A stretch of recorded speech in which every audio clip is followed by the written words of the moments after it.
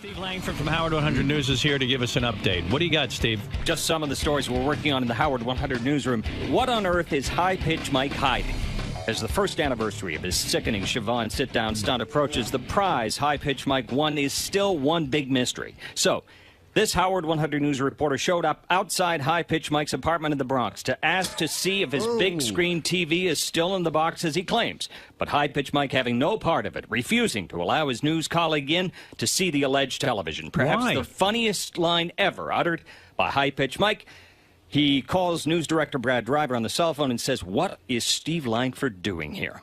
Howard? Yeah. You know, it's funny because 𝗦𝗵cie𝘄𝗿𝗍 just came to me a few minutes ago, and he gave me tape. If you go to GP2, in the first column in yellow, he says Friday morning he just comes out of his apartment and go to work, and there's Steve Langford standing on his corner, insisting on being, let into the apartment, and Mike won't let him in. It's really funny. Let me hear this. Come on, let's go see this TV. You don't need to see it. Why not? Come on. Why not? Because. Let's go look at it. No. Why not? No. Why not? Because. No. Would you go to Howard's house? Would you go to Robin's house? Michael, no. not answering the question. Because you don't need to be in my house to look at a TV. Yes, I That's do. fine. No, you don't. We gotta go. Seriously, I have work to do. What's going on here, Mike? You're a part of the news department. Why would you care if they see your TV is still in the box? I have made no secret that I won the TV. I've left it in the box. I'm planning to move, and I don't want it to get fucked up before I move. Yeah, so it's expensive to me. You had Siobhan's vagina, fake vagina, on your face, and you don't watch that TV for a year? Well, having her sit on my face is the equivalent of paying what that costs. That's $4,000 or $5,000 for that TV. It's not a big secret that it's in the box. This guy shows up at my house like some sort of stalker. But why would you care? I don't want him in my fucking apartment. Why? He's creepy. Steve is creepy? You're not Steve creepy, is and creepy. he is? You're creepy, too. You're a news guy. This guy walks up to me every day in the newsroom and says, "Tu lengua en mi culo." Do you know what that means in Spanish? No. Your tongue in my ass. I don't speak Spanish. He scares me. What, Do your job. Steve, what do you say to Mike? Dude. Listen, we all know a little Spanish, a little French, What was your phrase that you say? I want to put my tongue in your ass. How do you say that? Let me see. I think Mike told me how do you El told me how to tongo say en pupo. Tu lengua en mi culo. I didn't know you were going to come up to me and request that every day, though. He scares me. And then I have Does he really scare No, wait a you? minute. Let's Would you, be serious you mean here, Steve Chris. would Let me tell you, I had neighbors Let's walking. be serious. No, but I had nonsense. neighbors walking out of my apartment. Reporters wondering go why out this guy in the has. field. No, hang on for a second. Reporters go out in the field every day to ask questions. If they did not, you would not have a newspaper every day, and you would not have any television or radio news. You should ask questions, but my TV sitting in a box is not the You Kennedy worked at ABC assassination. News. Exactly. You say you worked at ABC News. This is another thing that this pissed me off Friday, Howard. What is this? I went to NYU. I busted my ass to go to school. I paid my own tuition. I worked full time. I interned here. I did Bullshit. internships. And he, in his report, says he's giving me. because I asked he to says see he's your giving resume. me. Let me speak, please. Reporters He ask says questions. he's giving me journalism You lessons. should know that. For a kid that says he went to NYU. Where'd you go to school? I went to Steve? school at the University of Western Ontario and Laval University. Where'd you graduate? I did not graduate. Thank you. So don't question where I went to school. Listen, I question everything. That's what reporters do. You don't should know think he that. went to NYU? I just wanted to see his resume. I know he I didn't. question everything. He won't believe. Do you think he he's will lying? not believe No, I don't a think word he's lying. I I say. do not think he's He will lying. not believe a word I say. No, I on just any want to see story. it. Just show me. But yet he believes the Idol guy. He believes the Robin's wrong guy. Ever since American Idol ended, Steve's got, he's investigating the news department. And let me ask you something, He's Howard. turned that evil No, but eye let's not lose focus here. Shouldn't- People want to know about that television, Yeah. and he is hiding something. We do? He's Who cares? hiding Who wants to something. know What's about it? It's in a box. Stern What do you- nation It's wants in to a know. box. What do you What's the- think? What do you want to Show know us. about it? Show us. You know what? I don't think he's hiding anything about the TV, but something's Right. going on in that apartment. But let me ask you something, Howard. Should a reporter who demands the truth also tell the truth? Yes. Okay, so go to Gary Preview page 2 in white, if you would, please. This is the Michael Moore alleged fight that he had with Steve Langford. And what are we going to hear? Michael Moore gets a little exclusive out of Langford. Are you Canadian? Yeah, I was. Did you give up your citizenship? I don't have a passport. You didn't give up your Canadian citizenship, did you? Not yet. Yeah, why not? Oh, you know what? Yeah. It's a complicated thing. Back of your head, you know, you're going, I might need that, right? No, never. You're circumventing around the truth. You should tell the truth. Well, if you want to play truth. that, perhaps I might answer it. Go ahead. And the fact of the matter is, I'm not going to get into some big discussion with Michael Moore, who's going out the door, about whether I left Canada. I mean, come on, guys. Let's get serious. Yeah, but he asked you if you're Canadian. You said you were. I was. You still are. I do not have a passport. I'm not talking about passports. You're still a citizen. Technically. I left Thank 25 you. years Tell the ago. truth. Why is that interesting? You're a reporter. Tell the truth. Why is that interesting? O may 𝗏 culo. To Lange. What is your point? I want to know about this TV. I think he's being a hypocrite. He's demanding. I think something's going on in your apartment. What's going on in my apartment? I don't know. You don't want Steve to see your apartment. I don't want a creep in my apartment. No, I have to work with him 10 hours a day in the newsroom. Were you afraid he was going to come on to you because he keeps saying he wants to put his tongue in No, your I'll mouth? be honest. My roommate has a 6-year-old kid. He's, the parents are no, separated. he's not there all I don't the want time. this around. I don't want him around a 6-year-old kid. He has kids of his own. Wait a minute. You have a 6-year-old kid you can't explain in your On apartment? the weekends, the parents are separated. The kid comes over. Are you for real that you're afraid of him around a young child? You're not shitting me, are you? You think he's that Morales, you're weird? full of it. Do you think he's completely sane? Do you think he has all his marbles? I wouldn't have a problem with him being in my house. I would. All right, Dude, well. I just want to go up What do you and think see he's the gonna television. do What do you to the think I'm going to kid? do? Send Howard TV up, but I don't want you. Wow. Now we're talking. Do you remember where you work? Yeah. Yeah. Where do you work? The Howard Stern, Howard 100 News. Oh, thank you. I sort of hesitated on that, didn't we? Yeah. Don't give me journalism lessons, Steve. All right. Well, listen. Why are you hiding this? What the fuck am I hiding? It's a TV in a box. I don't want you in my apartment. Is that so hard to believe? Okay, we'll send Lisa G. When are you moving? I can listen to Mike's voice all day. When are you moving? I don't have an exact date. I'm looking. I'm trying to look at places. Oh, then you're lying. You can't get that voice down lower? I can, but I mean, Why don't you just do it? Why don't you just be like, hey, man. can you get your nose down smaller? Yeah, I did. I shaved it down I was a little. born with this voice. I can't do anything Do about you want to it. make it lower? Like, why don't you just walk? Let me hear your low voice. We've done this. Let me hear it again. What do you want to hear? It's it's not that much slower. Let me hear you get it as deep as you can get.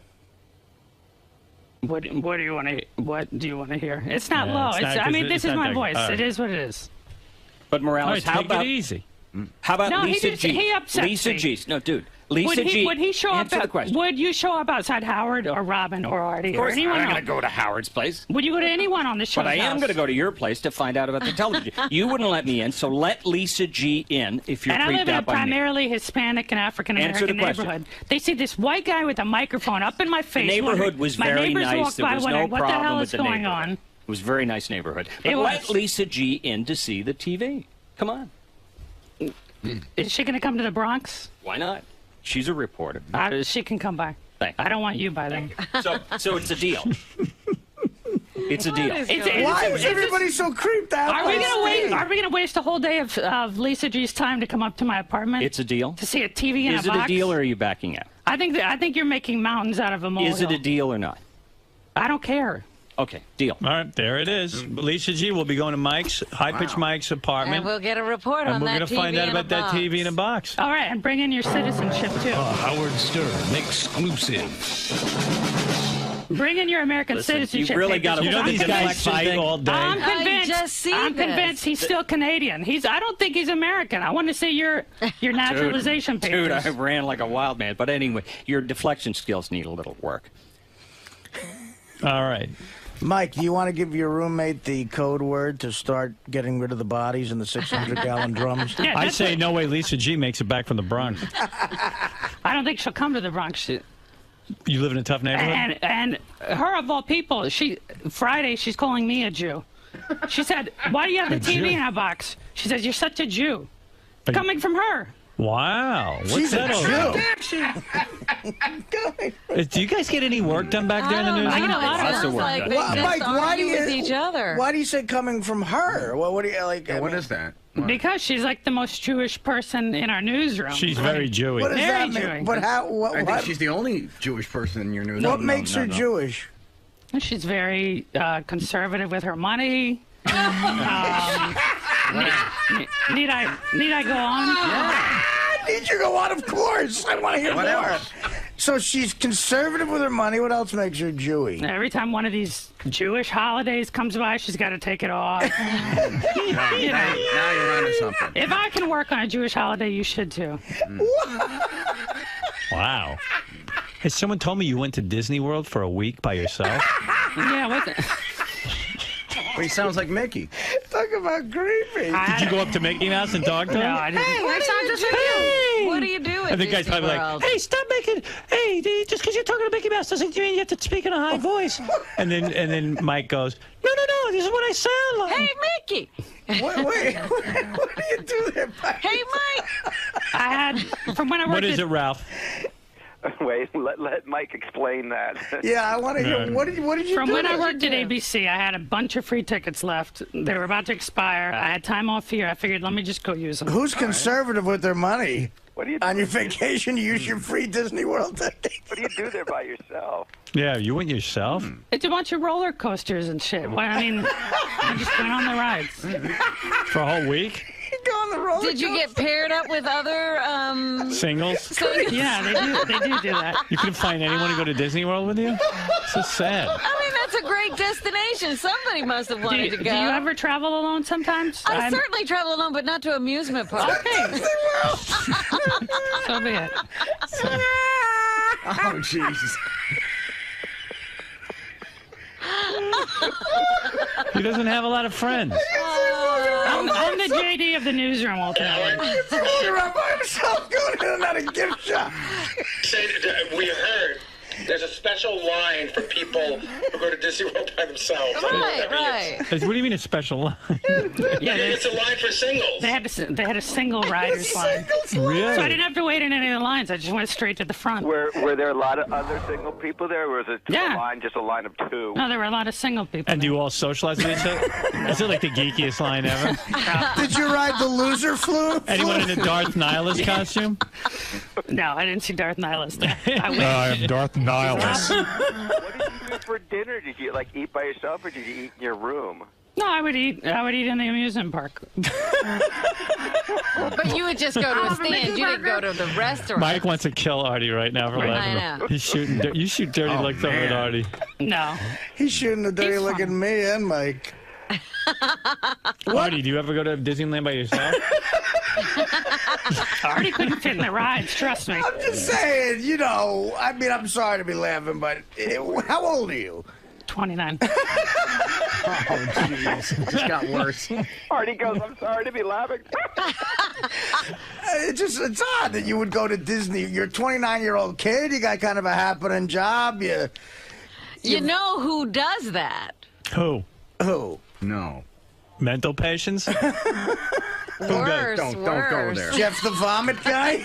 Serial killers? Yeah, people you want arrested. I mean, they're the ones who would hang out at Disney by themselves. Sure. Can you imagine, though, the little kid who's sitting next to Mike on the roller coaster? Scared? And then you have a 6-year-old kid. Excuse me, sir. You can't explain in your apartment. Hey, shut up! I'm here in the singles right, you little fuck! You got a family, I don't! You cocksucker! You sound like a kid. Yeah! What were your favorite The little rides? 6-year-old kid's like, sir, don't you have any friends? No! I couldn't find anyone to go with me!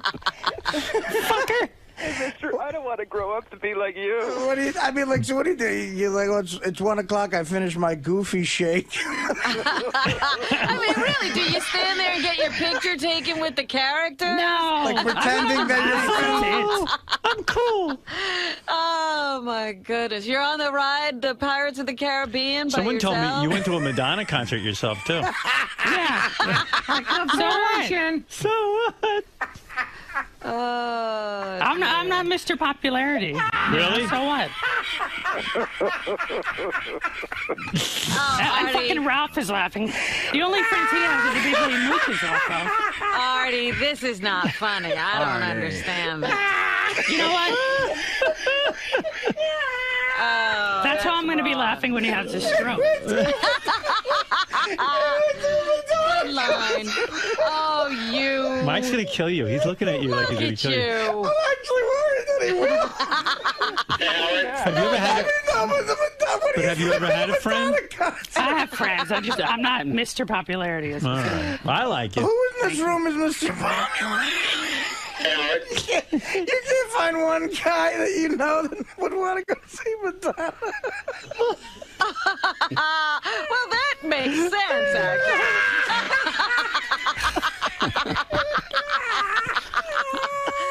Oh, I think he's having his heart attack. We're not aware of it. This is the greatest thing ever.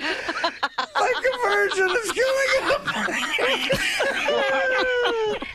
oh no. Did she sing Starlight?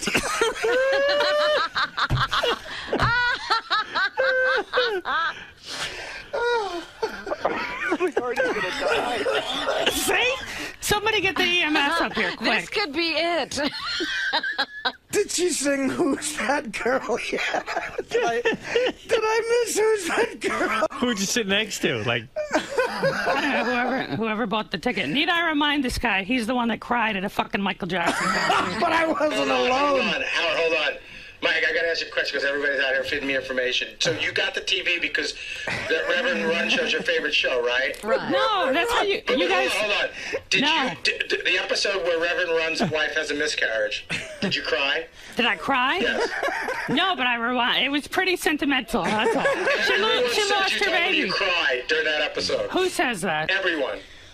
I said it was sentimental. The woman lost her baby. Well, how is that? But did you cry? so you're not going to let Steve up in your apartment to see if the TV is there? You're going to have Lisa G. I don't even want him in my newsroom. He's creepy. Put him in a desk on Would the you other go to side. Disneyland with him? No. No. The Reverend Run show is your favorite show. It's not my favorite. You guys asked what I watch, and I said Run's House. Well, you also said, okay, then your favorite is Little People, Big World. That's another fun show. What the fuck is midget that? show the midget show that Eric the Midget always talks about. Oh. It's this family of midgets. What? I love these freaky shows. They're funny. I like to watch midget shows. This guy needs his own reality show as well. Steve? I mean, You really think he's that weird that you wouldn't let him in your house? I don't want him in my house. Right. I just love that Steve is like turning on his own people. He's crazy. It's a slow news day. Steve, I wouldn't let him in my apartment either. Steve, how do you explain it? The guy who went to Disney World by himself at 29 years old thinks you're creepy. Mike, you know what you want to get? You ever see those things advertised in the paper? You can blow up this doll and sit it next to you in your car so people think you're driving with someone? Like an HIV line? Yeah. Yeah. That's what I need. You could bring it to Disneyland. Bring it to the Madonna concert. I don't mind. Like rubber friend. Forget Disney World. I don't mind traveling alone. I like Yeah. being alone. My friend likes La Isla Bonita. Did you sing that yet? My rubber friend. I'm surprised you're talking so much. Usually you have your mouth full. You woke up. I'm sorry. Hey, someone told me you're throwing yourself a birthday party. It's going to be a karaoke birthday party. I love how they feed you. You're that stuff. into karaoke? No, I said it'd be fun to get everybody together. Like who? Every time they get together, all they do is play beer pong. I thought we should get together. Who, and the do people karaoke. you went to Disney World with? Yeah, Artie, they're having a reunion. Get everybody together. Who's everybody? Get all the jokes in now while you're still here. Because once you're gone, nobody will hear you, buddy. Okay, but all right. So who's everybody? Who would be on that list? Who would you invite? The staff here, my friends from school. Hey, Artie, you could sing karaoke at the party. I'll sing Madonna. Well, you mentioned, why couldn't you ask JD to go with you? I'm not going to... He's not going to go to Disney World with me. Then you guys could go like eat together and have a glass of wine. Would JD go to the Madonna concert with you? Oh. That's the best ever. That is just... What's going on with girls? You getting any girls? Oh, yeah. I'm here like 10 or 12 hours a week. He's like a young James JD. Caan. Would you go to Disney World with Mike? I would not have. Why? I don't know. He's all right to, work with, but I don't know if I'd hang out with him. Oh, wow. You won't hang out with him? And I even get it from him. Like, JD's a nerd. JD, I consider my equivalent. But he walks around with this arrogance like he's better than me. Oh, whatever. I think because everybody back here rips on him, he says, oh, I'm better than Mike. So he it's even like rips on he me. can't hang out with you because he's too good for me. He's got to be better than someone. Exactly. Right. All of a sudden, JD is like, Jack Nicholson. Compared to him. See? You won't hang out with Mike? I would hang out with should be best friends. If you two dudes got together, you might get something cool going. At least you have a team. Like you could goof on other people. Yeah, That's okay. true. Yeah, you guys should unite. You guys remind me like the Palestinians and the Jews. You're both downtrodden. You should unite. Two wrongs don't make a right, dude. Between the two of us, we could remake Revenge of the Nerds, I'm sure. Yep. See the funny band? See, JD doesn't want to be put in your category. Meanwhile, I know, I'm a lowlife. I'm a lowlife to him. Meanwhile, he's better. He's the same thing as you. He's no better. You're no better than him. I didn't say I was, but you missed yes, out you are. on I still talk to my friends. You're saying you won't hang out with him? No, I have no desire to go to Disneyland and a Madonna concert. Why? He's better than me. I'd rather, Rather listen to techno music. Yeah, I would. And avoid Hawaii. Yeah, all of a sudden, you're better than me. What's you go to one of these concerts? You want to go to Madonna? Hey, let's have a contest. We put JD and Mike in a singles bar so you can pick up a chick fast. Oh, no. We gotta do it. Yeah. We're doing it. You're doing it. I gotta say JD's gonna go. Why? I don't know about that. I'm not gonna talk to anyone. Because the voice is gonna gonna scare the girls off. But that's because Mike is talking to people. JD won't even... Come over here, gorgeous. JD's such a wacko. Like he'll see Beth and he goes, "Hey, gorgeous." Like he thinks he's like cool. Yeah. I said my money's on Mike. He might have the high voice, but he knows how to talk. My voice versus his social skills. Right. Like once he opens his mouth, he's got a normal voice. Hey, did I tell you girls about the time I went to the Madonna concert? Hey, laugh all you want, but I got a great story about Disney World.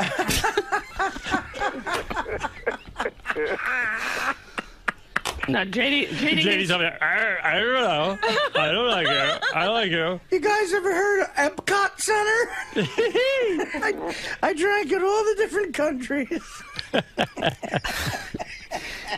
JD thinks he's better than me, but I still have a good relationship with my parents, so that's one thing I've got over him. Yeah. Whoop-de-doo. That's good for a chick to hear. Wow. Yeah, you see that nerd over in the corner? He doesn't talk to his mom. I do.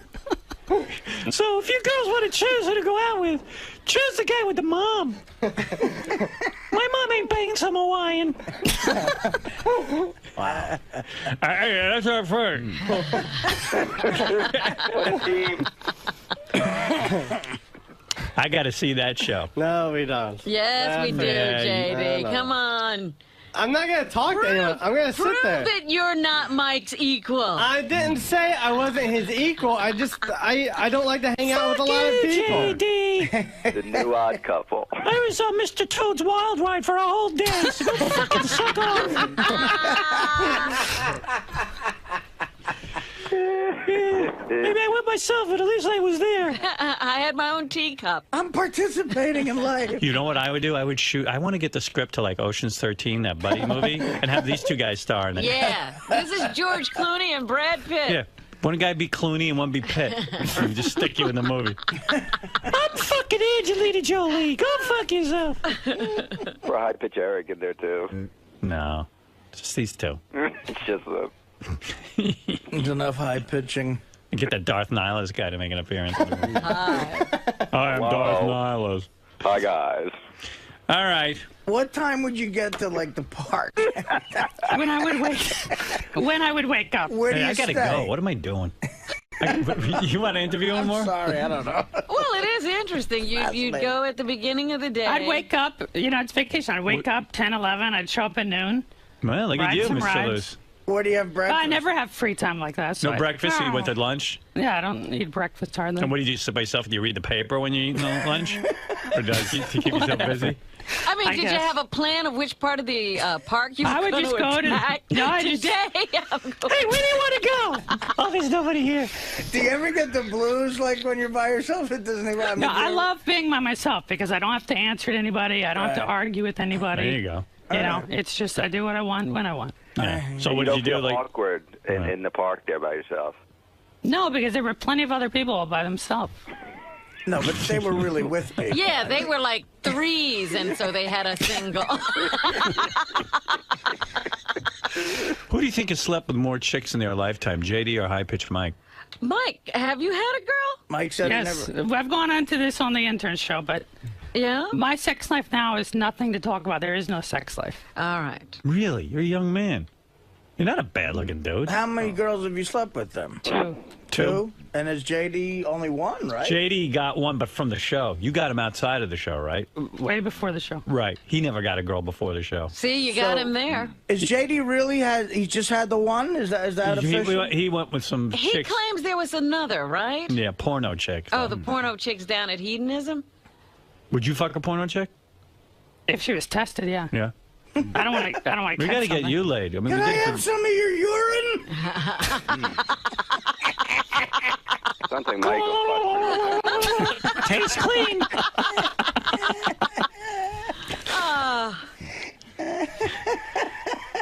Let me smell your pussy, see if there's anything wrong with it.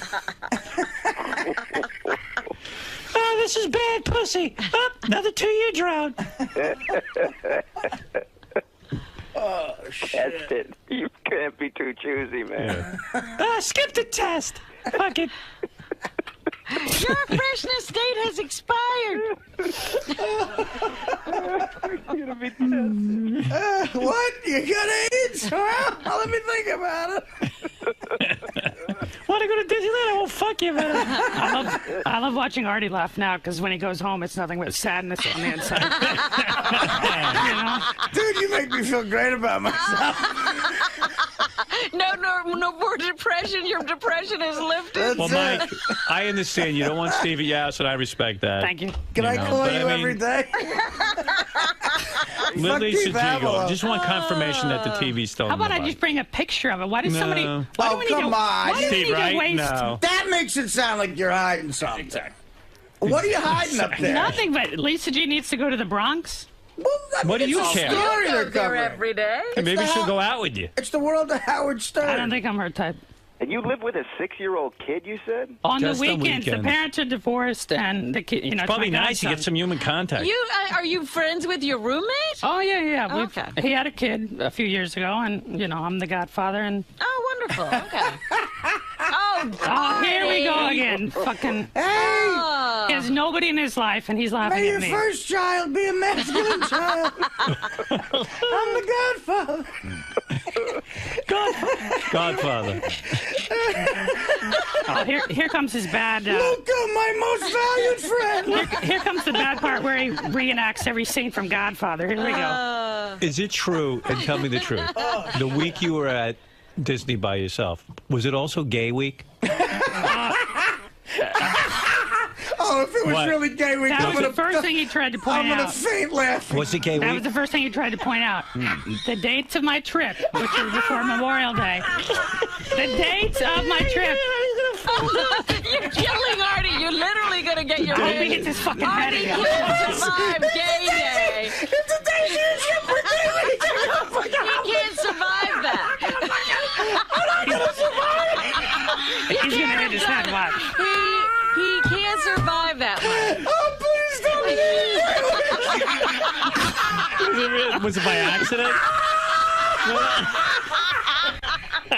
Look at him.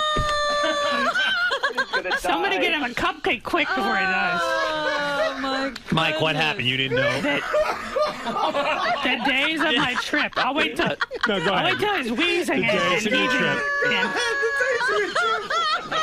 The days of my trip overlapped by 1 day. I was there before it started. The day it started, I was leaving. Was that the best day? So you were there for the kick? Was it weird? Did any guys like approach you? I didn't even see gays. All right. Listen, So you were there for a full gay day. The days of my trip overlap. Wow. I'm not the one. So you were there for Gay Pride Week? You were there. Excuse me. Are you here for Gay Pride? I love how Artie puts on the macho act when he's the one that got jizz on his I'm the guy Goofy fucks in the ass. Let me tell you something. A, I admire you. It is very difficult. I think you're the greatest guy You're ever. a brave young man. Howard, I see myself like you as you were when you were a kid. You were a Absolutely. loner. You were a loner, were you not? I had no choice. Exactly. Nobody was looking to be with me. That's how I see myself. That's right. Nothing wrong with it. At 29, though, he had gotten through it. He had grown out of it. I'm not gay. I fuck chicks When hard. are you getting married, Artie? I don't know, man. Actually, when are you getting a girl? I don't know. I you know what? I'm sorry, but you know what? I thank you for this. This was the greatest. Steve, are you done? When is Gay Week at Knoxbury Farm? Gay Week? It was Gay Week. Gay Pride Week. Not the week I was there. Right. Someone said it is. overlapped. It was Gay Pride Week. Well, they call it gay days, yeah. He was there for Gay Pride Week. Not the week. I was there. I was All right, leaving the day it overlapping. started. Right. I love how Artie loves twisted. He just took one day. Oh, I'm in trouble. It's Gay Pride Week. What a coincidence. Excuse me, you look kind of hot. Thank you. Jeff, go ahead real quick. Oh, Howard, who do I send a medical bill to when I have an aneurysm? I don't think I have ever laughed so hard for so long in my life. I almost passed out. That was the best hour of radio I think you've ever done. It was amazing. I wish we'd done it 3 hours ago, though. Oh, it was worth every penny I've Thank ever you. paid for Sirius. It was. Thank you very much. Bob, go ahead. You're on. Oh, great show, guys. You got to keep Mike out of the studio. I ran a red light camera. I was laughing so hard with Artie and all that goofiness. That's the hardest I've ever laughed, too, I think. I mean, and I've laughed hard in this studio, man. That's the Artie still hasn't recovered. All right, Bob. Thanks, Bob from Baltimore, Robin's old hometown. Thanks, Bobby. JD, are you too cool? Are you too cool for this guy? No, I'm not too cool. I am not a very social person, first of all, and I wouldn't go to Disneyland and a Madonna concert. He's not doing things that appeal to you. Yeah. But as a person, if he wants to play beer pong, I'll play him in beer pong. You know? Just do things that you actually like to do. Yeah. What about, he says that you think you're above the news team because you get ragged on so much back here? No. But I mean, I think he's got a bit of an ego himself. So I don't think I'm better than anyone, and whatever. Are you pissed though that you're lumped in with him as like the same? You know, that you're the Howard 100. You're Howard 100 News is the equivalent of him. No, I'm just pissed off at life. Period. So is this the next new team in acting right here? We could be the dream team, I think, if he would be willing to hang out. But I think he's too good for it. No, I just don't want to hang out at a Madonna concert in Disney World. But I didn't invite you to Madonna. Okay then. Well, I'm just saying. I was just answering their question. Do you think if you want to play beer pong, we'll play beer pong? Because I don't think there's really this air of cockiness around J.D. Or you do see that he. You don't see it in the studio, but when he's talking to me in the hallway or if I run into him. Busting balls. Everyone busts each other's balls around here. Well, Mike and seems I to finally think, bust someone's balls, and of course it's cockiness. Well, Mike seems to think that sort of shit rolls downhill, and then you view them as below your hill. Well, no, he's not. I mean, he busts balls too. I mean, we all bust balls, you know. Mike, speaking. Am I right? I'm not busting his back, but it's usually starting with him. If you guys are going to be the next big tandem, you need to learn to get along off camera, though. We get along fine. We don't fight. All right. Well, speaking of busting balls, Mike, you took it pretty hard in there, man. Yeah, so be it. I mean, it is what it is. Do you really feel that way? Because there's moments there where it looks like you were just completely... No, I love when everybody goofs on me, but Artie, he just takes it a step further. Yeah, you were firing back. It seemed to really hit a nerve with you, the things Artie was saying. I think he thinks he's perfect in his own mind. He forgets that he's over 300 pounds. He forgets that he's near stroke. You know, he forgets that he's alone. But do you see the humor in the fact that you went to those concerts by yourself? Yeah, but, you know. And that, Madonna's not the most masculine of... Of course not, But I grew up in the 80s, you know. She was a big hit in the 80s, so that's it. What about, like a guy with a higher pitched voice going to a place that's sort of run by a character with a high pitched voice? It was a vacation. I mean, there's nothing more to it. It's a vacation to get away from work. When you see Artie around the hallways, though, now, is there going to be a little bit of resentment there? No, he cracks on me, but I feel bad for him, I'm afraid of the day when we come in here and it's time to go to the hospital to cover him. Wow. You're relentless on this guy. You really think he's going to die soon? He needs to take care of himself. He's got serious issues that he may be beginning to deal with, and we'll see. Speaking of issues, though, the guy who started this whole thing was your coworker, Steve Langford, over here. My buddy Michael. Oh, come on. Oh, great. Come on, buddy. Please come don't on. touch me. Come on, give me a hug. Don't touch me. Are you guys all right? Seriously. He is the man. Let me tell you all seriously. This is a hard-working guy who does a great job at Howard 100 News. He's a little kooky sometimes. But today on the air, there's a little bit of dissension amongst you two. You won't let him in your apartment. I just think. Well, no. I mean, we're covering it strictly from a news point of view. He's a news guy. You're a news guy. We go to cover news, and the news story is what happened to that TV that he won. People want to know. I show up. He's a news guy. He knows. He should let me in. He doesn't want to. Fine. He's got something to hide. Now maybe he'll let 𝗦𝗫𝗄𝗿 in. Why are you letting me go? Because 𝗦𝗫𝗄𝗿 doesn't creep me out like Stu does. But you know what? All in all, again, he is a hardworking guy. Professionally, I love this guy, but I think there's a certain amount of privacy that everyone on the show should be entitled to in their homes, not on the show. Yeah, but talk about what you want to do. What's the difference, me or him? Yeah, exactly. Because you kept saying it's private. So he creeps me out. You don't. Oh, come on. Listen, if Michael came over to my apartment, if I'd won a TV and I had some running gag about whether it was in a box or not, he shows up outside my apartment. Come on in, buddy. Yeah, Howard thought you were hiding something. What's to hide? Come on over. Well, Steve was there. Come on.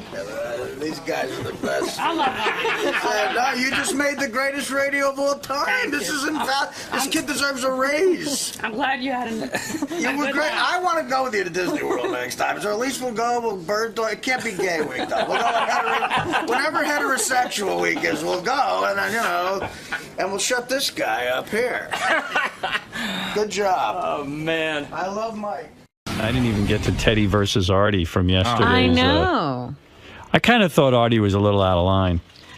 It sounds like Artie's kind of a tyrant. Listen, ultimately, I was breaking his chops, but I said it would. In this case, it would have been me going, "Wow, that's impressive." But the fucked up thing is, I've met assistants of other people where they go, "It's unbelievable how great they are," and I held him to a higher standard. But then he started saying stuff that you should just never say to I kind of dug him. He was saying like, "You know what, Artie?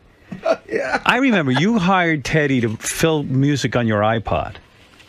Right, that was the initial the mail. And then to open your mail. And then all of a sudden now he's morphing into your everything go-to guy. No. But he's got a full-time job here. No. And he even said to you, Artie, I'm not devoted to you because I can only do it part-time. And originally, no, we had to. You're not saying correct things right now. I'm not. No, we had discussions off the air where he became my assistant in every way. I needed him, and he's compensated for it. And it's he's taken care of. I realized that I did say, look, your job here has to come first because that's just how it is. But I mean, I was breaking his balls with this. I didn't really expect him to fucking think of reminding me about the wedding, and I enjoy busting his chops. But there's times he's dropped the ball, I think, and I bust his balls too much. So here from the wrap-up show yesterday is, in case you missed it, I had missed it, and I heard these clips, and I thought they were worth playing. It's Artie and his assistant Teddy. And Artie, upset that he missed the big wedding, Isaac's wedding. And right. he's And trying to blame Teddy for it. a little bit, yeah. Here, listen to this. I'm going to bring up something a little uncomfortable, Artie. And I have to because you brought it up on the air this morning, and I know we're all in the same room.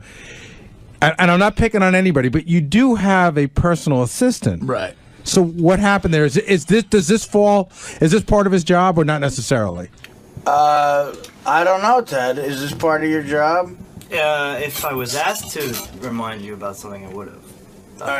Did you tell him to remind you? Because if you didn't tell him, then you can't really blame him. He got in touch with me through Isaac to get back to him with an RSVP about whether I was going by myself or not, like about 10 days. So he was aware that I had a wedding to go to. And he gives me a schedule. Did you put that on any schedule? No, I never knew when it was. I just knew to ask you if you're going alone or not alone. That was it. Right, but that was a major discussion. Yeah, you just told me, tell Isaac I'll be there, not with the guest. See, this is where he whined. This is where I want to strangle him. Look, because he's acting like a bitch. Look, if I worked for you full time, I would probably all day think about, what does Artie have to do now? What does Artie have to do now? You make up my schedule. Yeah, your part-time stand-up road schedule and a couple of interviews here and there. Not your daily, I got to get up at this time schedule. That's what me. a personal assistant does. Well, then fine. Then whatever. Then that's not. Gary, do you see what I'm dealing with here? No, am I raising my voice? I'm done with this conversation. It wasn't my fault that you slept through a wedding. Ted is done with this conversation. That's it. So now Ted is done with the conversation. So where do I go from here? Gary, if you were my assistant, that's great. And someone said to you, "Could you find that if Artie's coming to my wedding alone or not?" As someone who does my schedule, would you have said, "By the way, when is that wedding?" And when they told you the wedding, would you have put that on my schedule and made a note to maybe let me know about it? You're asking me? Yeah, you. Gary, yes, I would have. Because I know that organization isn't your strong suit. It's the biggest area I need help in. So, it's funny to me because Teddy...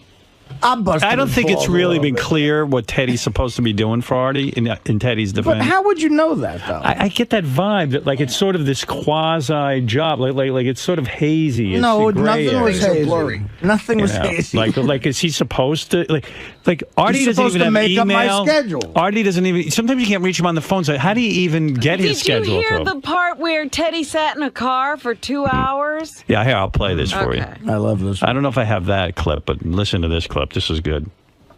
This is Artie complaining that he's disorganized and Teddy claiming he is disorganized as well. The two disorganized people. And that I get what I pay for. Right, this is great. You want to get awkward, Gary? Do you think Ted is a good assistant? No.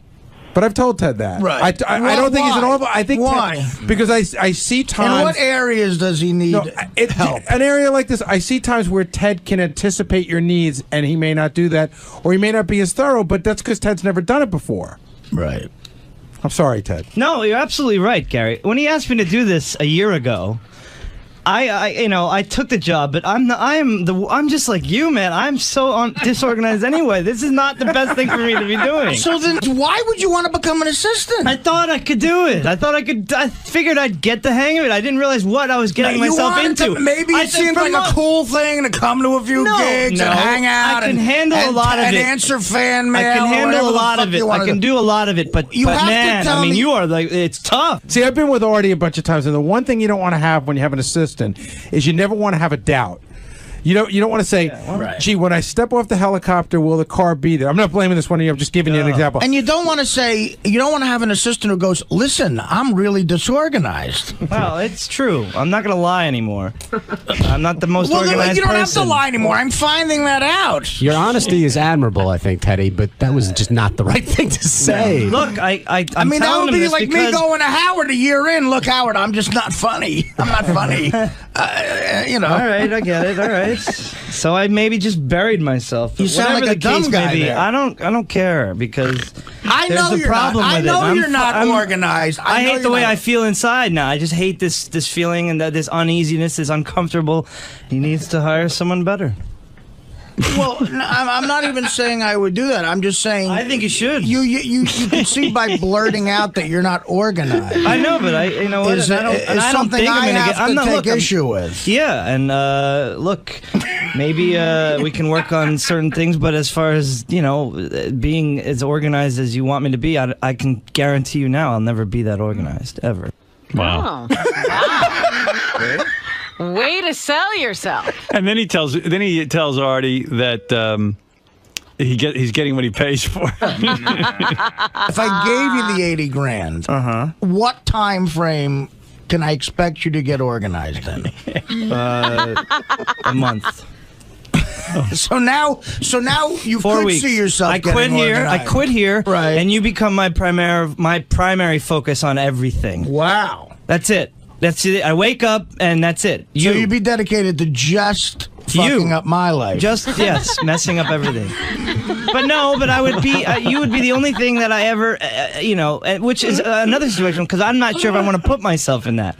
Like I don't want now everything to be all you because that's what life is, Ted. When you take a job, there's pressure. In other words, like when Howard took this job, he took a lot of money. You don't understand. But he's guaranteeing them I'll do a good show. When I take a job, when I take a stand-up job every week, they give me a lot of money, don't they? Yes. And I guarantee them I'll put on a show. And that's why that's what life is. I know, it's okay. You gotta step up and go, look, dude, I promise you I will, if you give me this amount of money, I will be your guy. I can't have a gray area there. No, there's no gray area there. It's just, the only gray area is whether or not, if I want to do it. That's it. If I should tell you to get someone else, or if I should make you pay me more money to do a better job. I mean, that's it.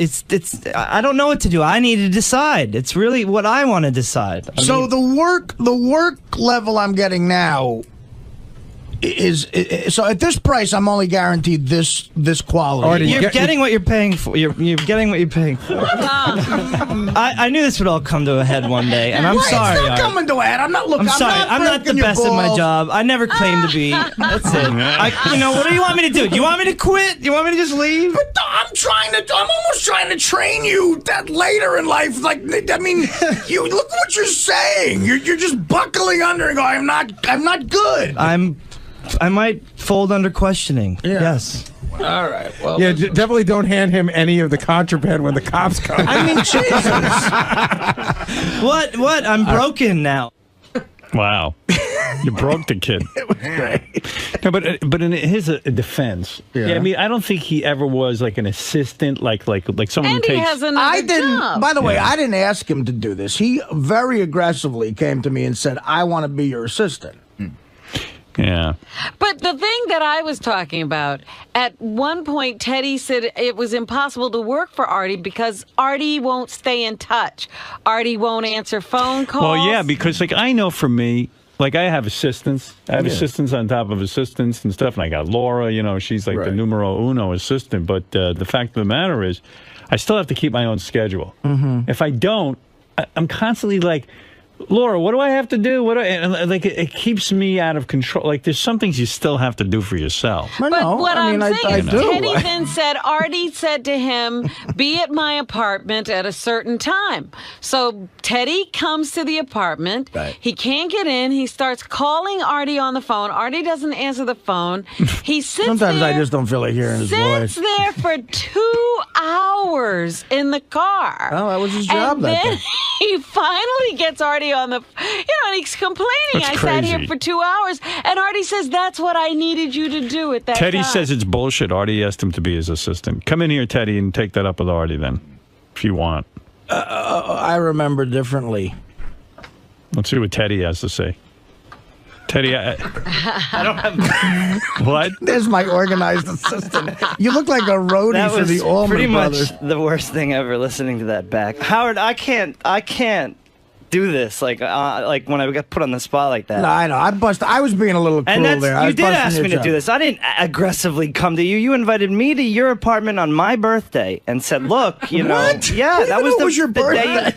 Because I remember it was my birthday. Well, I mean, what does that have to do with great. right now? I got hired by you. No, I mean, it went from fan mail to saying, look, I could really use someone to come around. It was kind of a mutual agreement, but whatever. I mean, he was comfortable with you. And... Look, and I like doing it. It's just tough because he's not, like, we don't But have let me just, can I explain stuff? You're not playing, first of all, that tape is incredibly edited, and you're not playing everything there. Can I tell him what happened New Year's Eve when you worked for me? When I got drunk? Yeah. Yeah.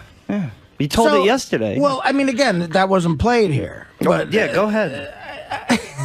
So I big gig New Year's Eve, right, in Philadelphia. Right. And it's a big money gig, and I tell him, look, I'm on stage. It's your job to go get paid and make sure the other comedians are paid. And that's something I need you to do. That's a task. Okay. And then make sure the limo's all set because it's a crazy rainy night. He was drunk, though. Ted brings his girlfriend. He gets ossified. Right. Okay, ossified drunk. And, That's not cool. And right, so now I'm scrambling. I'm scrambling around. I find the promoter. I'm like, is this the right amount? Because my assistant's drunk. So I need to know if this is the right amount. Yeah, I'm doing all that busy work. And then finally, when all that's done, we get in the limousine. It's me, Teddy, and his girlfriend. Right. Okay? Now, I just want to decompress. I just did a big show, and I want to sit in the back of the limo and maybe listen to, like, chill, my iPod and just chill out. Instead, for 2 hours, I have Teddy and his girlfriend, who are like the cast of Real World from hell. Two 25-year-olds arguing about their drunken 25-year-old life. And like, you just don't want me to go to work, right? She wanted to go to her work in Hoboken to meet some people. You don't want me to go to work because you're not like, no, I want to go to work. I almost fucking kicked them out of the limo. Right? I mean, I almost kicked them out of the limo twice. And then I said to Ted the next day, I said, Ted, why did you get drunk? He goes, it was New Year's Eve. I go, well, what if the limo driver got drunk? Right. Because it's New Year's Eve. I mean, you were working. And he goes to me, all right, I dropped the ball there. So that's one of, like, you know. So it sounds to me like maybe you're ready to graduate to someone who is a professional personal assistant. Right. And maybe Teddy isn't really wanting to go in that career path. That this was kind of a fun thing to earn some extra money. It started out kind of light. Now it's turning into a real job. But you see, I like the kid. I'm actually worried about him in life. I don't think I don't know what he's going to do. Teddy, Teddy, do you want to quit the job and have Artie get some professional? Maybe you're ready for a whole different level. I'm just to be, fair. I mean, obviously, I don't want, I don't want the pay cut. I don't want anything. I need, I love what I do. He desperately would it be fair if you could just go along in this incompetent manner? It's not fair at all. It's not fair. No, okay. And he deserves better. What if he just paid you and you didn't have to do anything? Well, you see, that's what. And the other thing that bothers me is like it was his birthday. And I just gave him a nice gift and so. What do you want? Bonus. You know what? And now he brings this up where he might want to quit after that happened. No, I fault you. That's bullshit. I fault you, Artie. You haven't told me the job description. What is it you want Teddy to do? Well, it's tasks that you would assume a personal assistant. What are they? What is his job? To a comedian on the road, stuff like I talked about when we're at the gig, organizing who gets paid what. Cars, planes. Making sure the car is there when it's supposed to be.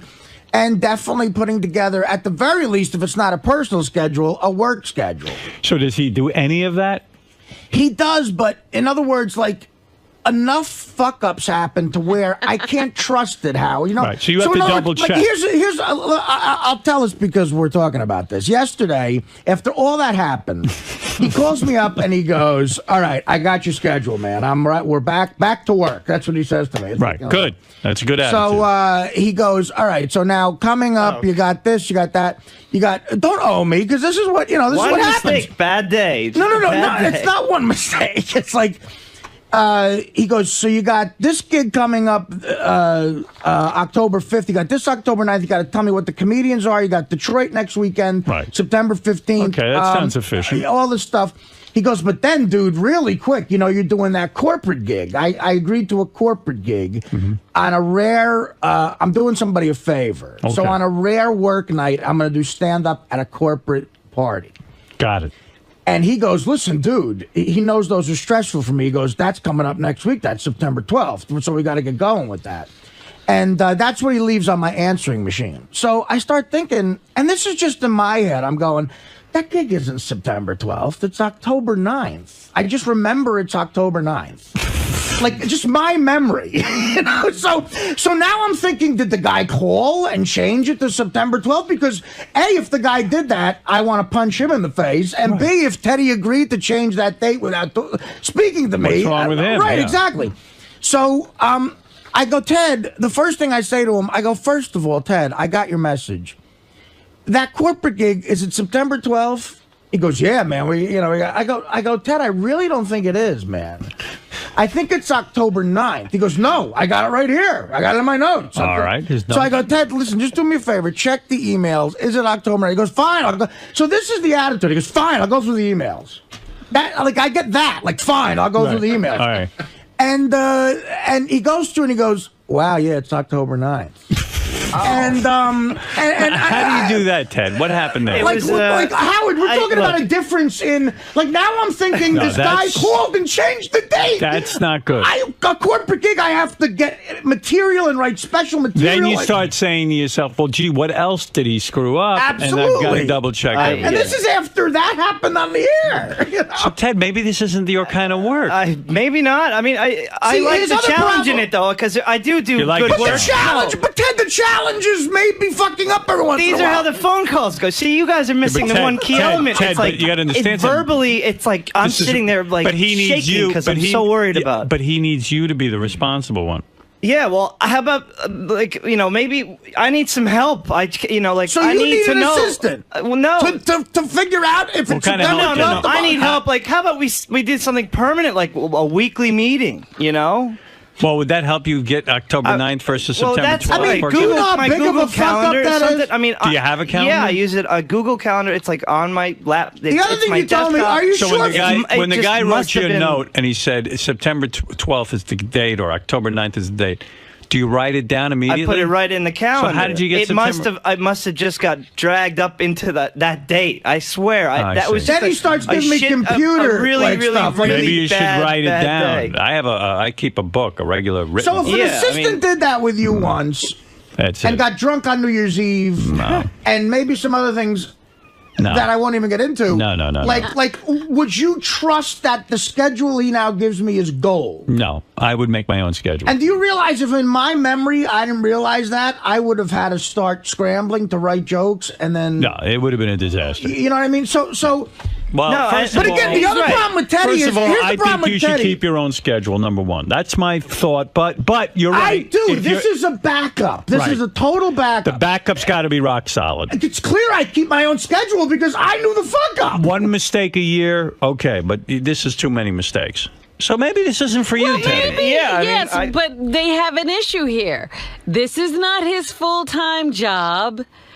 And Artie needs somebody full-time. The problem is... Do you want to have a full-time career as Artie's assistant? See, that's a huge crossroads because I don't know. You know, that's something I didn't come here to get a job at Sirius to become Artie's assistant. So now it's the problem is Ted's life. I don't know which way to go. Ted's life is ruled by money. Of course. Okay, but in a different, like he's got himself, I won't go into details, but he's in a corner like a lot of young people in this country. Why are you in such a corner? Well, no, I got in a little bit of credit card trouble too. Nothing crazy. Why do you live above your means? Are there things, the lifestyle you he lives above? Like, I got to tell you something. I never made any money. You know, now you look at me, gee. Right. I never had any money. Never lived above my means. Right. I lived in a dive. Right. You see? Yeah, well, I mean, I live... What is it you're spending money on? Well, I've been supporting two of us. He's got no money. I live with my girlfriend who has, been why going through school. Why are you with a girl who's in school and supporting her? Where are her parents? Well, her parents are here, but we just live together. That's ridiculous. She gets somehow. Howard, he drives. How much is the motorcycle you drive? He has a brand new motorcycle. Oh yeah, then why do you have a brand? I would never buy a brand new motorcycle with a guy with you. He's broke, Howard. He's beyond broke. It's like $9 grand. $9 grand. Yeah. $9 grand is too much. That's a lot of money for a motorcycle. Yeah, well. And when I say, why do you have that in your life? See, but don't you understand how, now, again, look, Yeah, I like the kid too, but if he has money issues, it somehow is going to affect my life. That's do you right. understand? Absolutely, yes. Yeah. He might need money in advance sometimes. He might, you know what I mean? Like, whatever happens.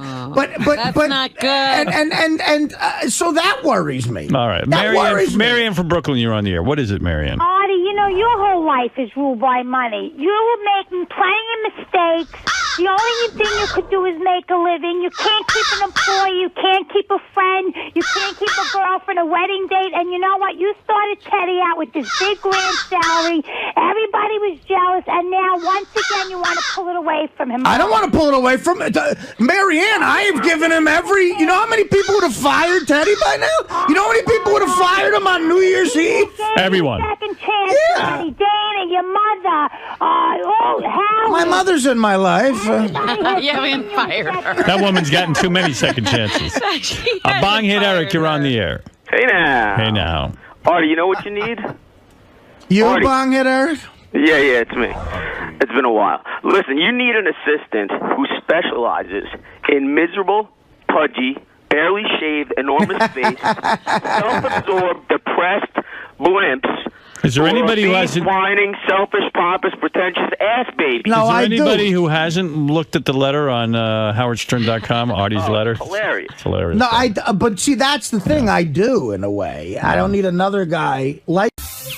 This is the best of the wrap-up show. A recap and behind-the-scenes look with John High and Gary 𝗏𝗏𝗏𝗏.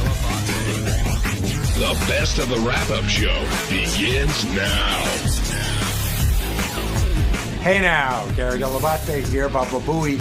On Monday's wrap-up show, John the Stutterer stopped by and was ranting and raving that Ralph makes more money than him and that no one listens to Ralph's show. Of course, he has no facts to support this, but he rambled on anyway, and it was funny as hell to listen to. Here's how it went.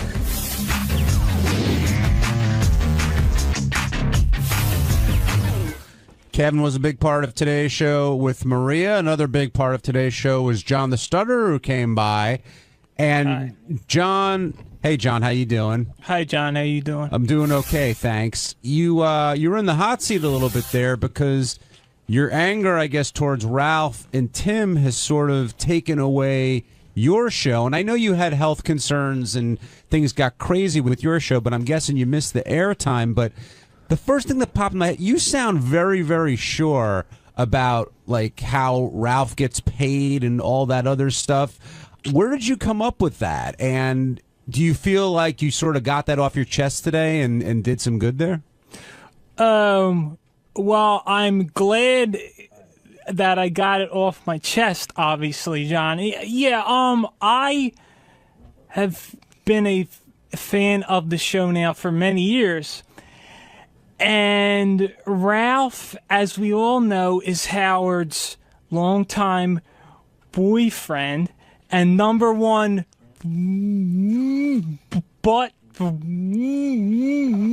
buddy.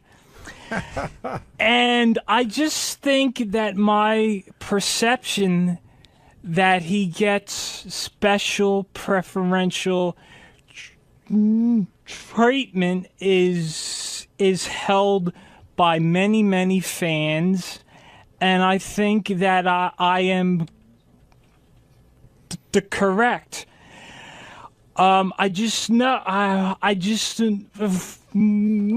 For example, his stupid show, The Geek Time.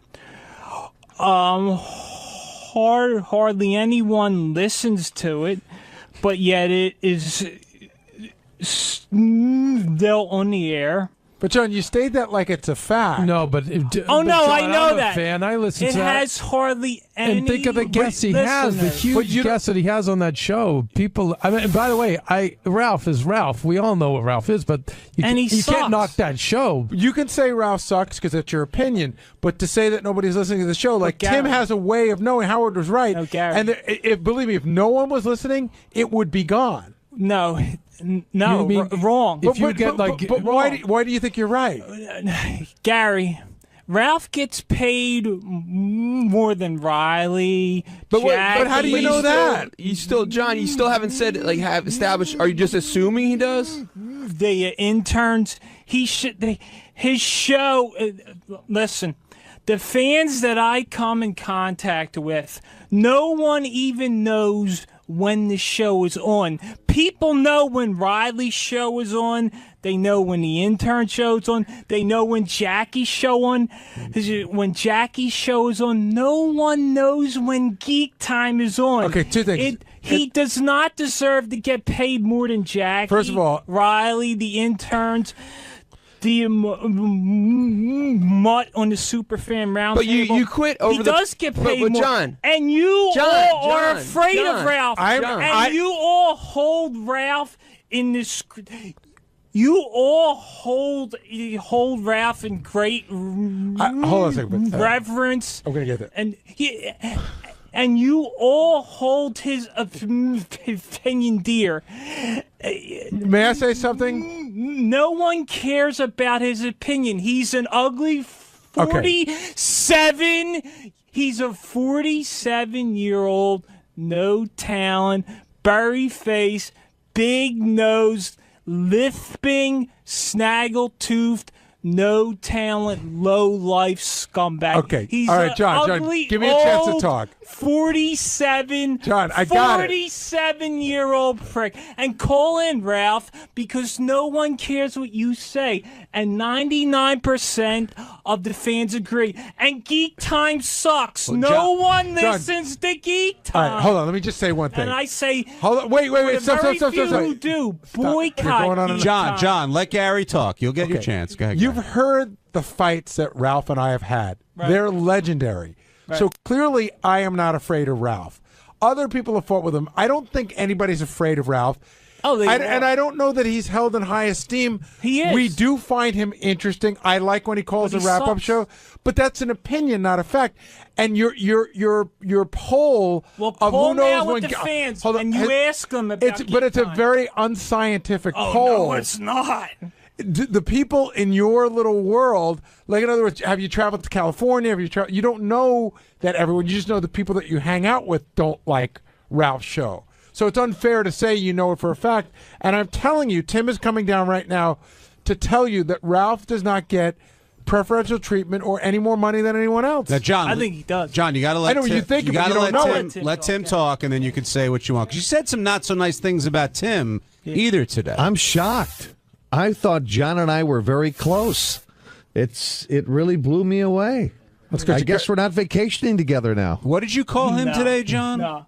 Well, I called him fat, and I referred to him the way that the great Riley Martin does, as a cheap motherfucker. Left out the Jew part. I mean, well, no, I love the Jews, but I do too. yeah, but no, I just feel that if I were to do Straight Talk again, that I should be paid equal to what that no talent, ugly old 47-year-old, big nose, berry face. I'm going to interrupt you. I talk over you. How do you know that you're not? How do you know that you're not paid? Because there's no way that Ralph is only getting paid $150 a show. He's getting paid more than Riley. He's getting paid more than Mutt. He's getting paid more than Jackie. Tim, do you want to address this? I don't comment on anybody's salaries or what they make. But I know he's getting. But you don't know. You're guessing. You feel it, but you don't know it. We treat everybody here as fairly as humanly possible. And there's not a lot of money here. Me. No. There's not a lot of money. You have a great opportunity. I know that this man here agrees with me. John, I know he does, but everyone's afraid of Ralph. Nobody's afraid of Ralph. That ugly 47-year-old prick. You say Doug Goodstein is afraid? He goes to clubs. He's a 47-year-old club kid. But if he goes He's to clubs, a prick.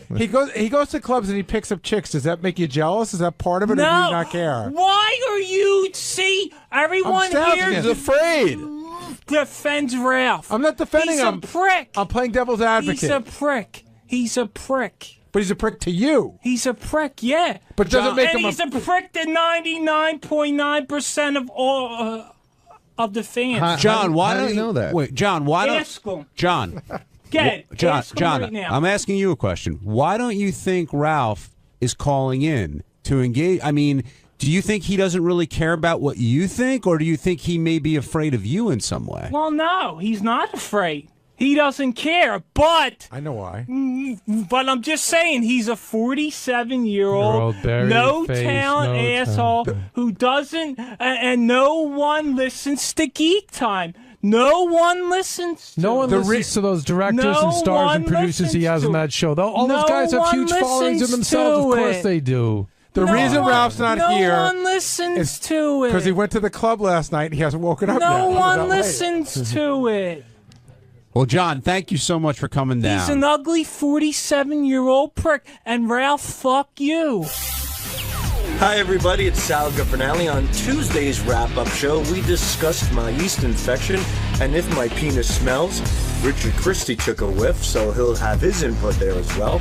We also talked about my foreskin and how I have Foreskin Friday and do great things with my foreskin, like make cannolis out of it and Freddy Krueger and John Travolta.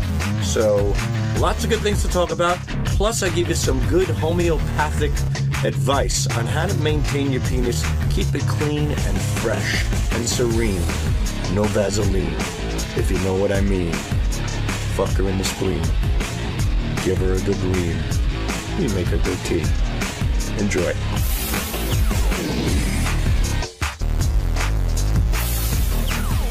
Richard, before Sal comes in here, I want to ask you. You said that you can smell, like you could smell the yeast that grows on him.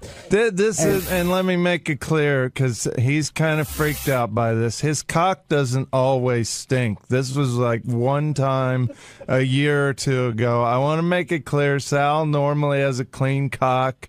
On this one day, I happened to get a whiff. It was like his cock drank coffee and forgot to brush its teeth. Exactly, yes. See, Gary, it sounds like Richard's backpedaling a little bit here from what he said on the air. You could tell Sal was genuine. He's like, no, but like you could tell Sal was sort of offended by that. And at first, Richard was like, no, it does. It really does. And then by the end, you were disclaiming like you just did. So, and I literally just told Sal, we were both in the restroom, and I said, everybody's cock stinks once in a while. You know, it's not the end of the world. It's embarrassing to hear on the air for the first time that once in a while my cock stinks in the bathroom. I'm very, very clean. As you know, today he sniffed my penis on the air and it was fine. But it happens. It does happen. It's inevitable, especially after a bike ride or a jog or something, or if you don't shower. Why would you ride a bike and then go pee with Richard? You wouldn't, but I'm saying just cock smell in general is inevitable in certain cases, but I think he would have told me, like, dude, you cock stink. I did. That's not an easy thing to tell somebody. I did. He's saying he did. I did. Now, today. No, I said when it happened. We were in the you said my together. pee has stunk. Sometimes when I have asparagus, you said my pee stinks. No, I've talked about and sometimes your pee stinks too, and your pee is hot, like a little steam comes off. So you're lashing out now. No, I'm not lashing. I'm just surprised that my cock. How dare you say my pee is hot? Why does what his pee smells like have to do with why your penis smells? Well, he said I've said it to him as well. I said, no, not your. When I've said there was a smell in the bathroom, I never implied his penis. We've talked about your cock cheese before and about how it smells. Yes, personally, but I've smelled it. I mentioned it to you. And I'm not offended, but I'm like kind of hurt that because I'm so clean, I don't want to be in a position where my cock's going to stink spontaneously at any moment because I stay on top of it. Apparently you don't if you've got yeast growing out of it. Well, I've had yeast in the past, and yeast is inevitable when you're uncircumcised. Even the cleanest women in the world suffer from yeast infections. Well, Fred was saying he doesn't get yeast. Right. He doesn't have that problem. Everybody's different. You put 10 women in a room, 3 might have yeast infections, 7 might not. I think clean women might get it. Yeah, clean women might get a yeast infection because maybe they weren't keeping up.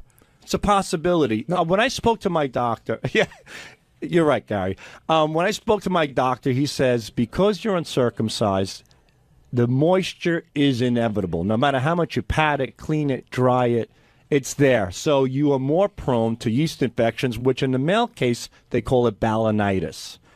And that's what I've had from time to time. Now, don't you try to cure the moisture by putting toilet paper in your pouch? I was putting toilet paper in there. You're wrapping it up, right? Yeah, it looked like a little white flag. Yeah, like we'd go to pee. Like a surrender flag at the. So the doctor told you that everyone who's uncircumcised has this issue? Not everyone. It's more common with. Yeah, the people that don't wash have it. I wash, Gary. I wash like Richard sniffed my pecker today. But it's clean. funny. We'll go to pee sometimes, and he'll pull his cock out, and then paper just starts flying out everywhere like it's how clean like I it's am. Rip Taylor or something. I got to tell you, I've seen your penis way more times than I would want to say that I have. And there was something about it today that looked weirder and different. Really? When you started pulling on it, I guess I just haven't been that close. In my Yeah. When I always do that thing, like I make like a shiv out of it, and it looks like a Batman wing. Yeah, sort of. Yeah, it's similar to that. It's like stretching bubble gum. But he also showed the head of his penis. Yeah, which and I he didn't was like. He was self-conscious. Yeah, about because that. to me, I think my pouch, my foreskin acts almost like a curtain. Like I still have something left. It's like when a woman wears nipple tassels. The nipples are covered, but the rest of the breast she's comfortable with. I'm comfortable with my head covered. I still feel like there's a little privacy there. When you diagnose these problems, I notice you hesitate to go to the doctor. Like you kind of save that as the last minute. What do? You go on the internet and you search for. You just go on the How did you internet. find out about balanitis? Itchy cock that smells. Google. Is this a? Wait, that's what you did? Yeah. I write itchy cock with smell. And then you Google it. That's also what he types in looking for porn movies. Yeah, I've done it. And then I received a lot of home remedies, which I like to try first. And I got Gneissian violet. I did a whole thing. It was a 2-week process. The first week was Gneissian violet. The second week was tea tree oil, and the third week was garlic oil. Do you know what tea tree oil is for?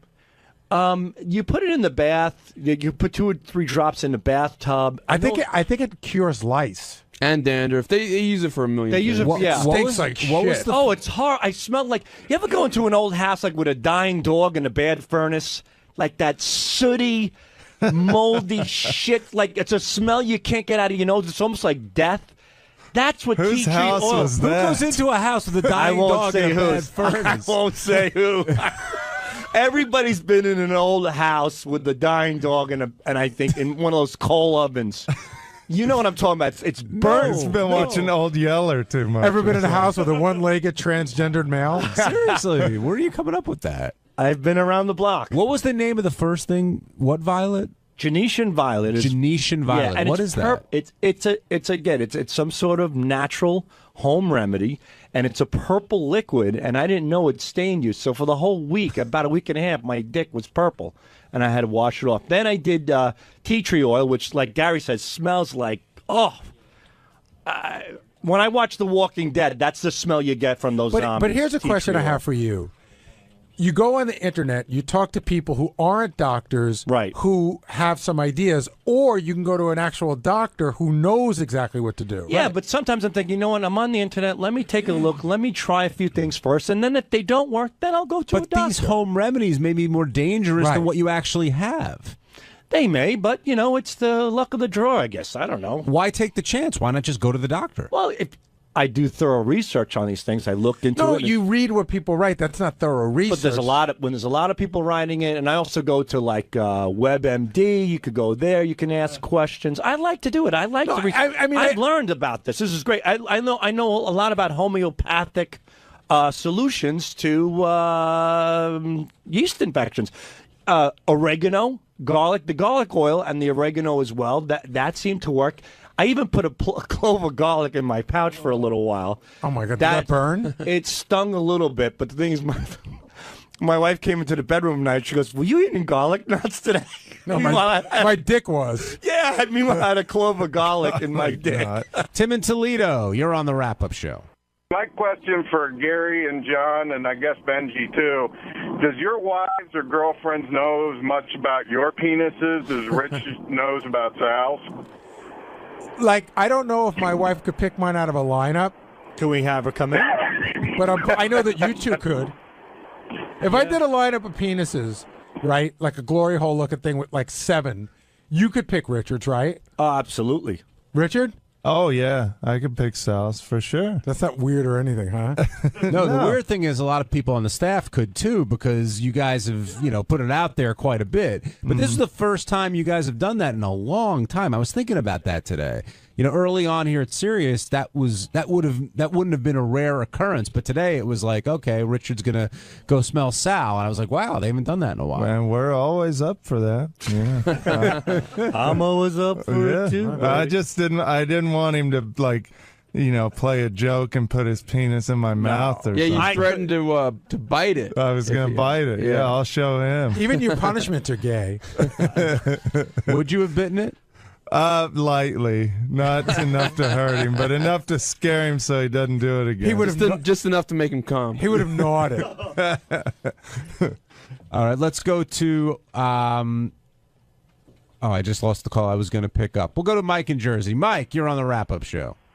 Hey, guys. Good morning. I just wanted to mention maybe Sal could deal with his odor problem by not letting other guys smell his cock. That is such a weird thing to have a guy get on his knees and get a good whiff of his genitalia. There is truth to what this guy is saying. I really, I was thinking about it, and ever since I started working here, I've stuffed batteries in my dick. I've stuffed... Your idea? Yeah, no, I'm M&M's, your idea? M&M's. I've put in teeth in my cock. The false teeth are my favorite. Yeah. I put in fake teeth. I put microphones into my cock. I've put streamers into my dick.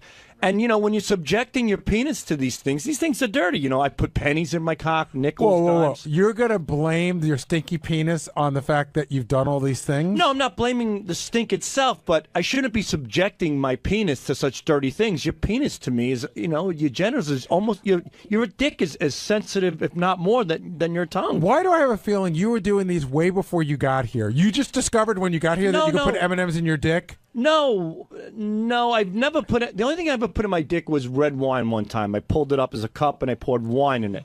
And who drank it? Somebody. That doesn't matter. But the thing is that... So how did you know you could get M&M's in your pouch? I did. Well, again, I put wine in it in the past. I do pull it up. And one day I was hanging out with Richard. I don't know. And I don't know how, guess what is in my pouch, how it came into fruition. But I stuffed something in there and we started laughing about it. I think it was... And that's how it happened. And ever since then, I've been putting things in my cock ever since. But the point that this gentleman is making is that he's right. Like I'm too, I'm freestyling a little bit too much. I'm too open about it. I'm too a little careless. Do you think that you could cause trauma? Is that what you're thinking? Not it's like, trauma, like a health but thing? Yeah, it's a health thing. I mean, like you shouldn't put pennies on your dick. You're not even supposed to, handle loose change without eating and then eating something without washing your hands. I'm putting it directly on the source. Actually, you shouldn't have your dick out in front of another guy if you want to work your way all the way back to the beginning. Right, yeah, and I don't. On the Howard Stern show, it's different, but believe me, I don't walk around with my fucking schlong, swinging around. Does that ever come up on WebMD? Like, have you put M&Ms in your penis as one of the symptoms to check But you probably have the most resilient and toughest dick out there because it's probably immune to all these germs. It might be. It's like they say with antibacterial soap. The more you use it, supposedly you're not as immune, but your dick gets in touch with all this stuff, and it probably makes it better. It handles the grit. Does this mean the end of Foreskin Friday? No, Foreskin Friday is a huge hit, and that's going to continue. Are you going to still ask everybody and who's around for ideas and stuff like that? You should talk about that. How you kind of put the genius behind the creation of Foreskin I generally Friday. right now I'm in there's a big dilemma. It's a think tank. Yeah, every Monday I come up with ideas, and by Wednesday I throw the ideas to the boys, to Will, Richard. What kind of ideas? Like remind me of what Foreskin Friday is? Foreskin Fridays, I do something with my penis every Friday on Twitter because there used to be Titty Tuesday, there's Thong Thursday. So I said, how about Foreskin Friday? How about we celebrate my foreskin? And we do stuff. So, who's we? I don't know. I think me and my cock. I look at it as a friend. So I came up with Foreskin Friday, and I like for Cinco de Mayo. I did Pouchy Gonzalez, which was my foreskin through Speedy Gonzalez's face, And then I did when John Travolta with all the massage stuff going on. I did Saturday Night Foreskin to Saturday Night Fever. So stuff like that. And then I did holidays, yeah, like a lot of holidays. And then one I was going to do in Piranha, like my dick looked like Piranha from the movie. And Rich goes, "Oh, it looks like a grotesque monster." He goes, "Go for more of a monster theme." And we were talking. He goes, "How about foreskin on Foreskin Krueger?" Yeah, Foreskin Krueger. Freddy Krueger. Right. And I said, "How about Nightmare on Foreskin Street?" And So what's the dilemma? The dilemma is as these great ideas come into fruition, great ideas also dissipate. And I'm coming to the bottom. You know what I mean? The well is starting to dry you can out. make it a firecracker for 4th of July. I've thought of a lot of things. I got a question for you. Like I did the cannoli, which was a huge hit. Thursday is Flag Day.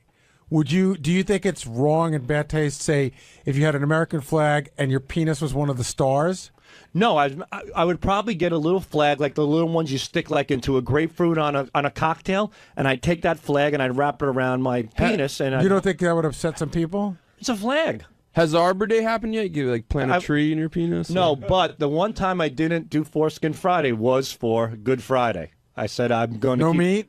No, none whatsoever. You drew the line there. Yeah, I said I'm keeping the good in Good Friday, and I put a little fish. I didn't show. You should have put a pizza on it. That's what everybody orders on Good Friday. That's Catholic. Steve, what do you want to say? Yeah, Gary. The best is though on like Thursday, you'll be sitting there working, and you get a tap on your shoulder, and it's Sal, and in his serious voice, he does the, "Hey, I'm working on something. I'd just like to get your thoughts on it if you could."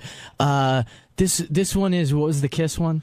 Oh, that was Gene Fitzsimmons. What do you think of Gene Fitzsimmons? And then his cock on his phone is in your face, and it's instead of Gene's tongue hanging out, it was my dick hanging out. So it was Gene Fitzsimmons. Where's sounding? That was a board big for hit. that? That was over I think close to 100 retweets.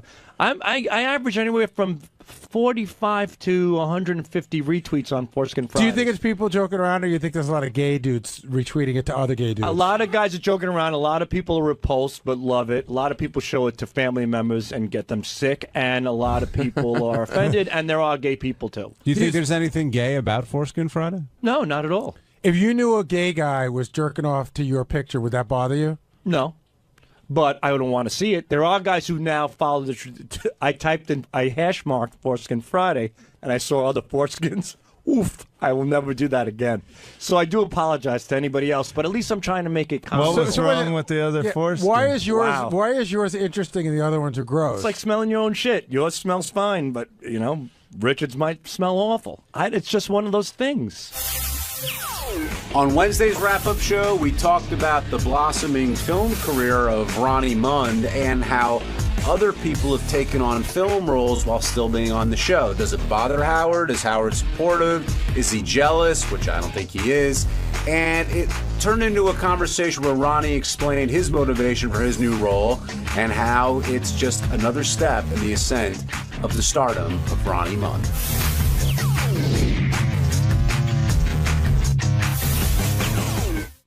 Now joining us on the program is Ronnie Mund. Ronnie, we've confirmed that you will be appearing, or at least acting in this film on Monday, I guess, a Stamos film. And Howard doesn't seem thrilled with everyone going out and doing movies. Were you worried about doing this role? No, I talked to him about it. Do you have any idea how many lines you have? No, I'm supposed to get him today. But do you think it's a big part, or do you think it's a small part? I think it's probably small. According to what I just got an email from them. Actually, they heard the show this morning. I guess they were saying that a Stamos film is not a junk film, basically, and don't compare it to Sal and Richard's movie, that kind of stuff. Well, I think they're working on a whole other level. Basically, it says I'm playing myself. Whatever that means. But you're not Ronnie Mund. You're an angry guy at a strip club. Or are you Ronnie Mund? Ronnie Mund? Like we'll say in the credits. I don't know if my name is Ronnie Mund, as the part, but I'm playing myself as probably like a host or something. So how do you plan to approach like the character? Like how do you see yourself? How are you going to prepare? The usual, carrying on like a lunatic on stage. That's what I'm seeing. Is there anything special you're going to do to get ready for it? Because you doing it just going out with the guys is one thing, but being filmed, I mean, that's a different ballgame. Well, I think if I tried too hard to think about it, it's not going to work for me. Would you consider getting crazy drunk? No, no. Maybe a drink or two, maybe. Are you a But not good crazy actor? drunk. You act? What do you care? Well, I mean, what did you come in here to bust my balls? You're going to be in a movie. Oh, he's already here. You're going to be in a movie, so I figure you must have some kind of acting experience. It's supposed to be a crazy type movie.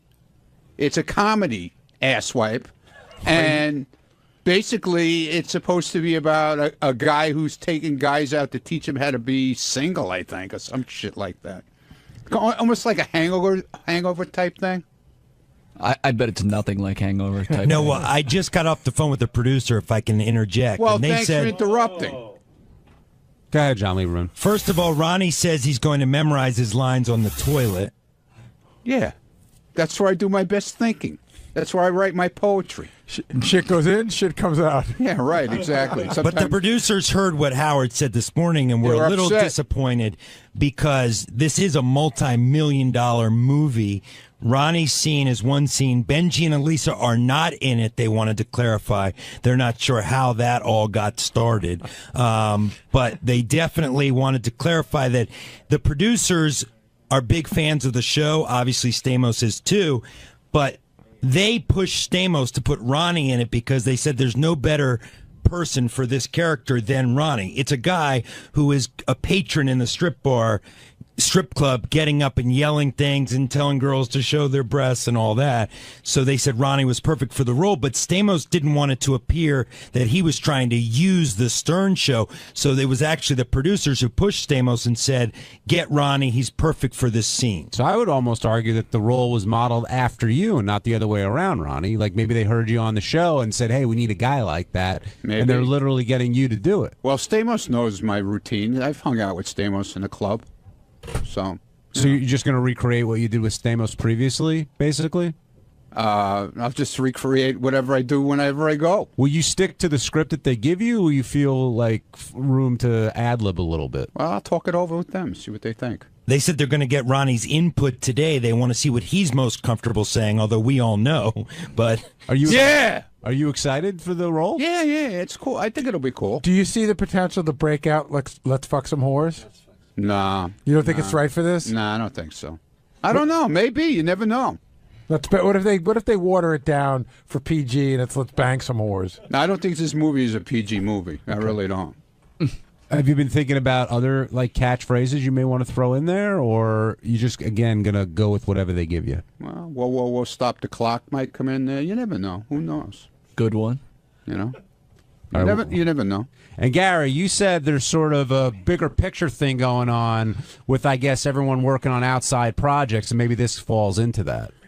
Yeah, I just think that what Howard hears is like somebody's doing this movie, somebody's doing that movie, somebody's doing a show on the web, somebody's doing the block party, somebody's doing an eat and greet, and it all becomes one thing to him.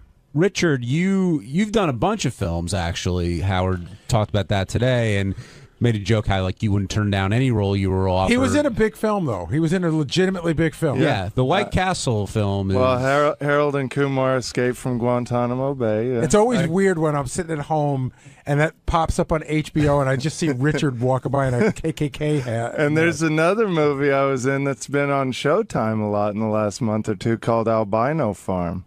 And, yes. You know, a lot of horror I've seen fans. that at least 100 times. Are you sort of the go-to albino kind of guy? Well, now that Edgar Winter's very sick, they get Richard. But when you hear this movie's out and Bigfoot's doing it, and I guess this is the movie Sal got his teeth done for, we found out today, and you're in it as well.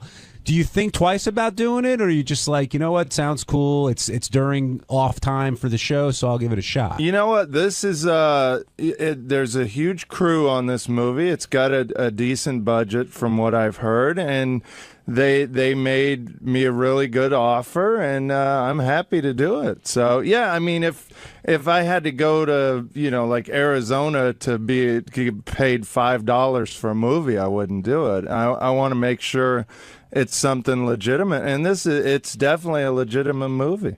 Gary, do you blame Ronnie, Richard, Benji, if he gets that role, whatever, for taking these roles outside of the show and being in these films?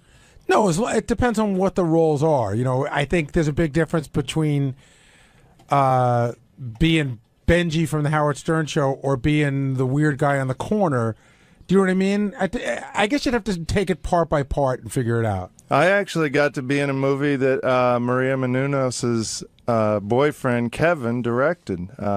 That's going to be coming out soon too, called Serial Buddies. How many films have you been in?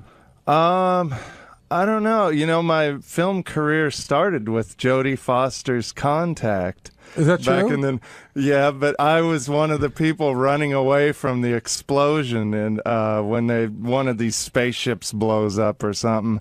And then I got to be in Tom Hanks's From the Earth to the Moon. I was hippie smoking in laundromat parking lot.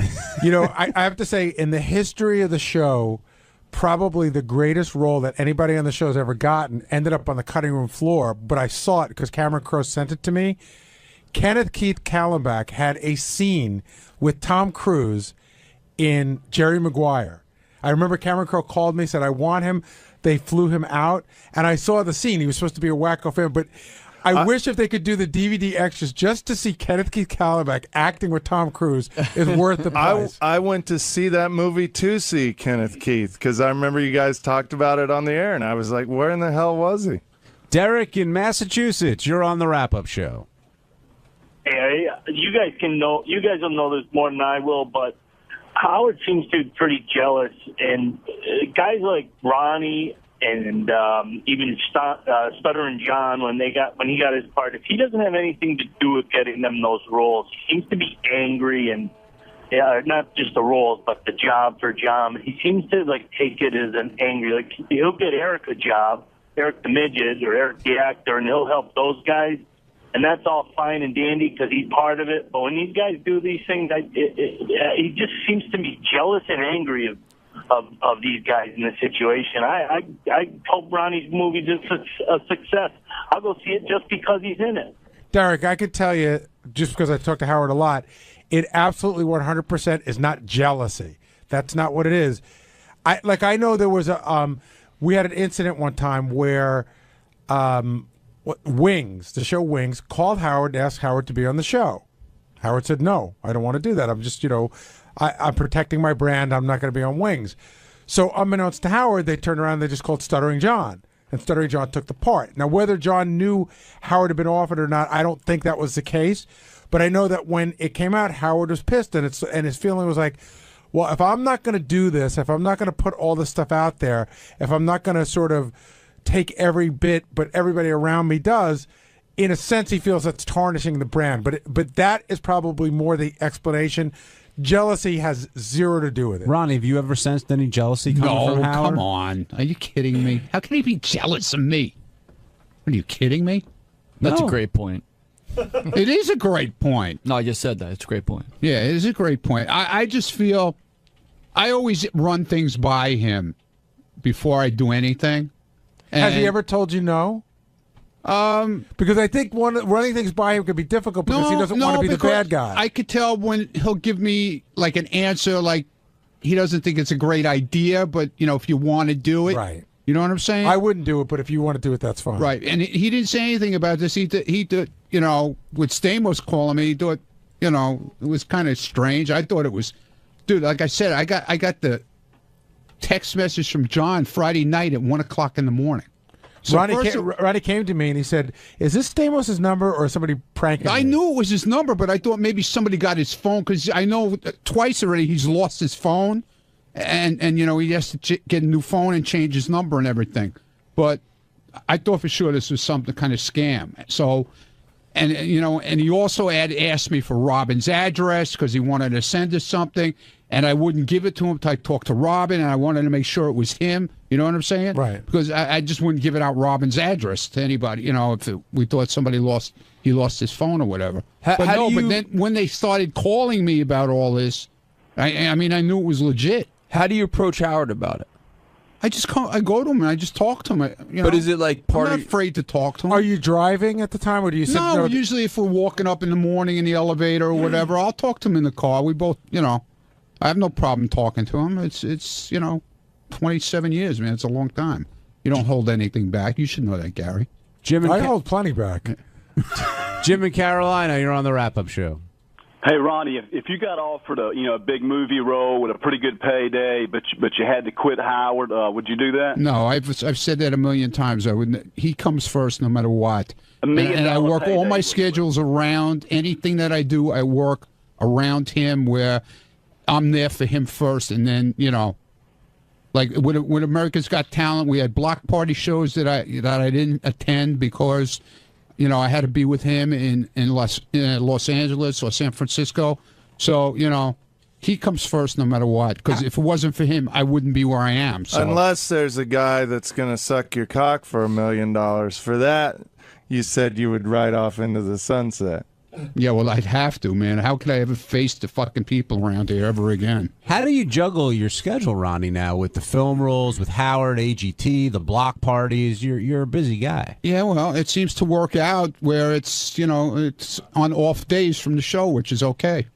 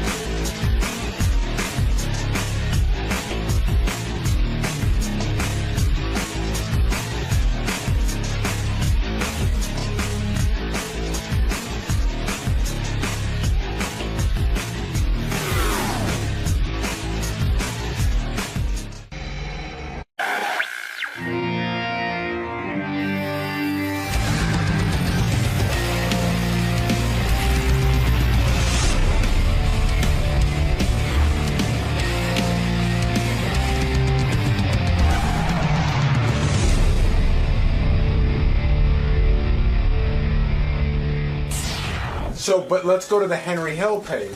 So, first of all, you should know, I'm listening to 1010 Wins this morning. They must be reading right off of TMZ, because they said, Henry Hill did this, he did that. And they go, in later years, he redeemed himself, and even was a frequent guest on the Howard Stern Show. That's what they say on TMZ. Or, on 1010 Wins. Like said in the first. But how is that a reform? Well, I think he reformed and he appeared on the show. I think they're mutually exclusive. Right. Let me just mention, of course, that frequent guest of the Howard Stern Show, Henry Hill, has died. I didn't see that yet. Henry was 69 years old.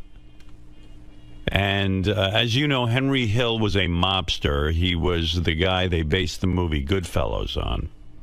Yeah, in fact, I just watched Goodfellas again after having not seen it for a long time. Right. Such a good movie. I loved having Henry on the show, and I loved hearing his mob stories, but Henry was a despicable guy. I mean, he has killed people. He took a shortcut in life. He didn't want the straight and narrow. No. Didn't like it at all. Yeah. And it's so weird. We got so many different Henrys, like... I'm remembering times when, like, Henry would be really drunk, but then the performance or the call before that would be, I quit drinking for 7 months. And, there was no substance to the guy. You never really realized he was a pathological liar. He would just go, yeah, I don't drink anymore. I haven't had a drink in 7 months. And then the next thing you know, he's in jail for drunk something right, or drunk other. And reckless or whatever. Yeah. And he was always trying these businesses out, like I remember one time he came in and he had paintings that he was selling. I think I have one of those. Yeah, awful paintings. And he'd go, why are you making fun of my paintings, Howard? Yeah, it was just like giving a monkey a brush. Yeah, and then he had a spaghetti sauce business, which to me was so disgusting because just associating Henry with spaghetti sauce, because spaghetti sauce looks like blood, and Henry has shed the blood of people, and he was just out of his fucking mind. I remember years ago, this was 1996. Henry Hill was on the phone. And Rob and I said to him, Henry, you think you're going to hell? And he, now that he's dead, I'm sure he's got to be in hell. But if there is one. If there is one. And they must have made it for him. Of course. And he, he was convinced he would not go to hell. Let me ask him, do you think you're going to hell when you die? Nope, I don't think so, Howard. Really? How did you redeem yourself? now, describe to me how you're not going to hell. I've changed my life, Howard. Oh, man. Howard, and you no longer have to pay for anything you did? What about all the people you messed up? Well, I've straightened my life out, Howard. 15 years. It was 15 years ago this month. Doesn't count. Come on, that stuff you can't erase. It doesn't go off the ledger book. That's why you're drinking. You're filled with guilt. You're racked with guilt, I guess. I don't drink anymore. Really?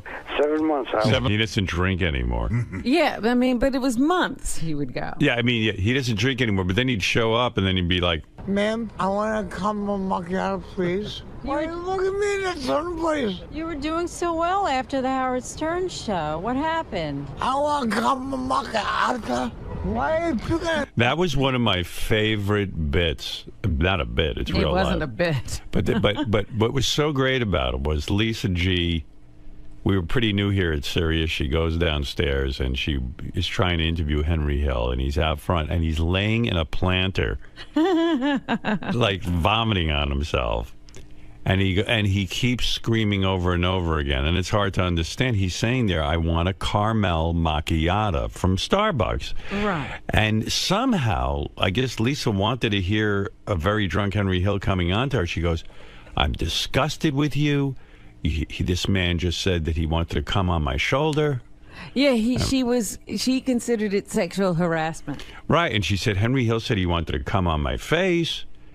And I said, Lisa, he's saying he wants a caramel macchiato. It was so great, and Lisa was like, oh, I don't know how I heard that. Ma'am, I want to come a macchiato, please. Why you look at me in that certain place? You were doing so well after the Howard Stern show. What happened? I want to come a macchiato. Lisa's never been a war correspondent. This is the closest she's come. This is the front line. This is the front line, and it really is. You going home? Miss Sam. So that was a funny moment, and I remember that one time we went out to Vegas and Henry came out there, and he sort of like stalked us. Yeah, he wanted to get on the air, and he was mad that we weren't putting him on as much. But how much Henry could you take? Yeah, but he would go to the same restaurants we were having dinner in, and then he'd get a table and he would just stare. Yeah, and I would say to Henry, Henry, I do a radio show. Like, there's no other show in America putting you on. I'm the only one putting you on. So give me a break. It's not like I haven't done anything for you. That laugh. Henry, carrying on with this theme, I was like, hey, Henry, when you die, you're going to hell. And he, one time, I don't know, he was wasted, and I guess he was talking about some of the people he killed. Do you think you drink to forget all the people you killed? I got a trail of bodies. I'm going to give you a trail from Rockville Center Links. You got. Yeah, I know where Rockville Center Links is. You buried a body there? Yeah, 2 of them. 2 of them? Have you ever? He's laughing. That laugh. You buried 2 bodies on the Rockville Center Links golf course. Have you ever? And then we're going to start east, I guess. Wait, to 𝗏𝗏. Wait, Henry. You're saying you killed bodies. You killed 2 people and buried them on the Rockville Center Links? Where? Yes. Where in the Rockville Center Links? What? The 4th hole. 4. The 4th hole? What is he?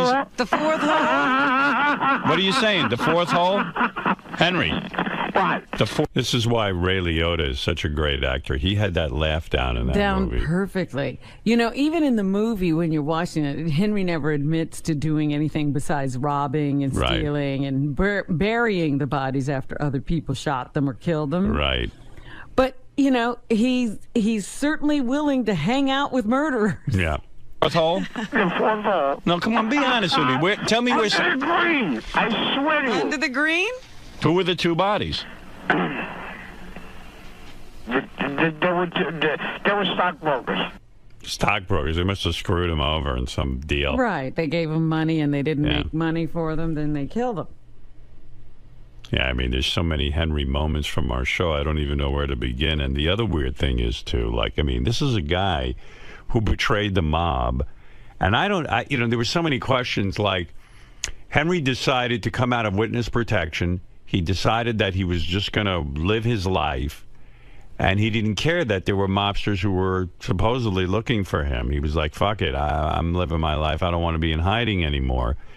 And so, like, when you were with him, like Gary describes one time he was standing next to Henry at some appearance. Henry showed up, and he's like, Henry, I don't want to stand near you. If this is the day the mob decides to get vengeance. It was also 1994. Right, yeah, you didn't know. And you still didn't know. And, like, and you just wonder, like, who are the, like John Hein was saying to me, who are the people who decide to kill Henry, and who are the people who decided they didn't care about Henry anymore, you know? Well, I think everybody was either in jail or dead. Yeah, but at a certain point. But there's always still a mob. I'm sure there's a mob now. But well, no, they had really busted it up, and a whole new organization had to spring up, and they had no real ties to Henry. Mm-hmm. And that whole era that Henry was in was kind of taken apart. So, Henry, you think you're done for the day, or are you going to come back up?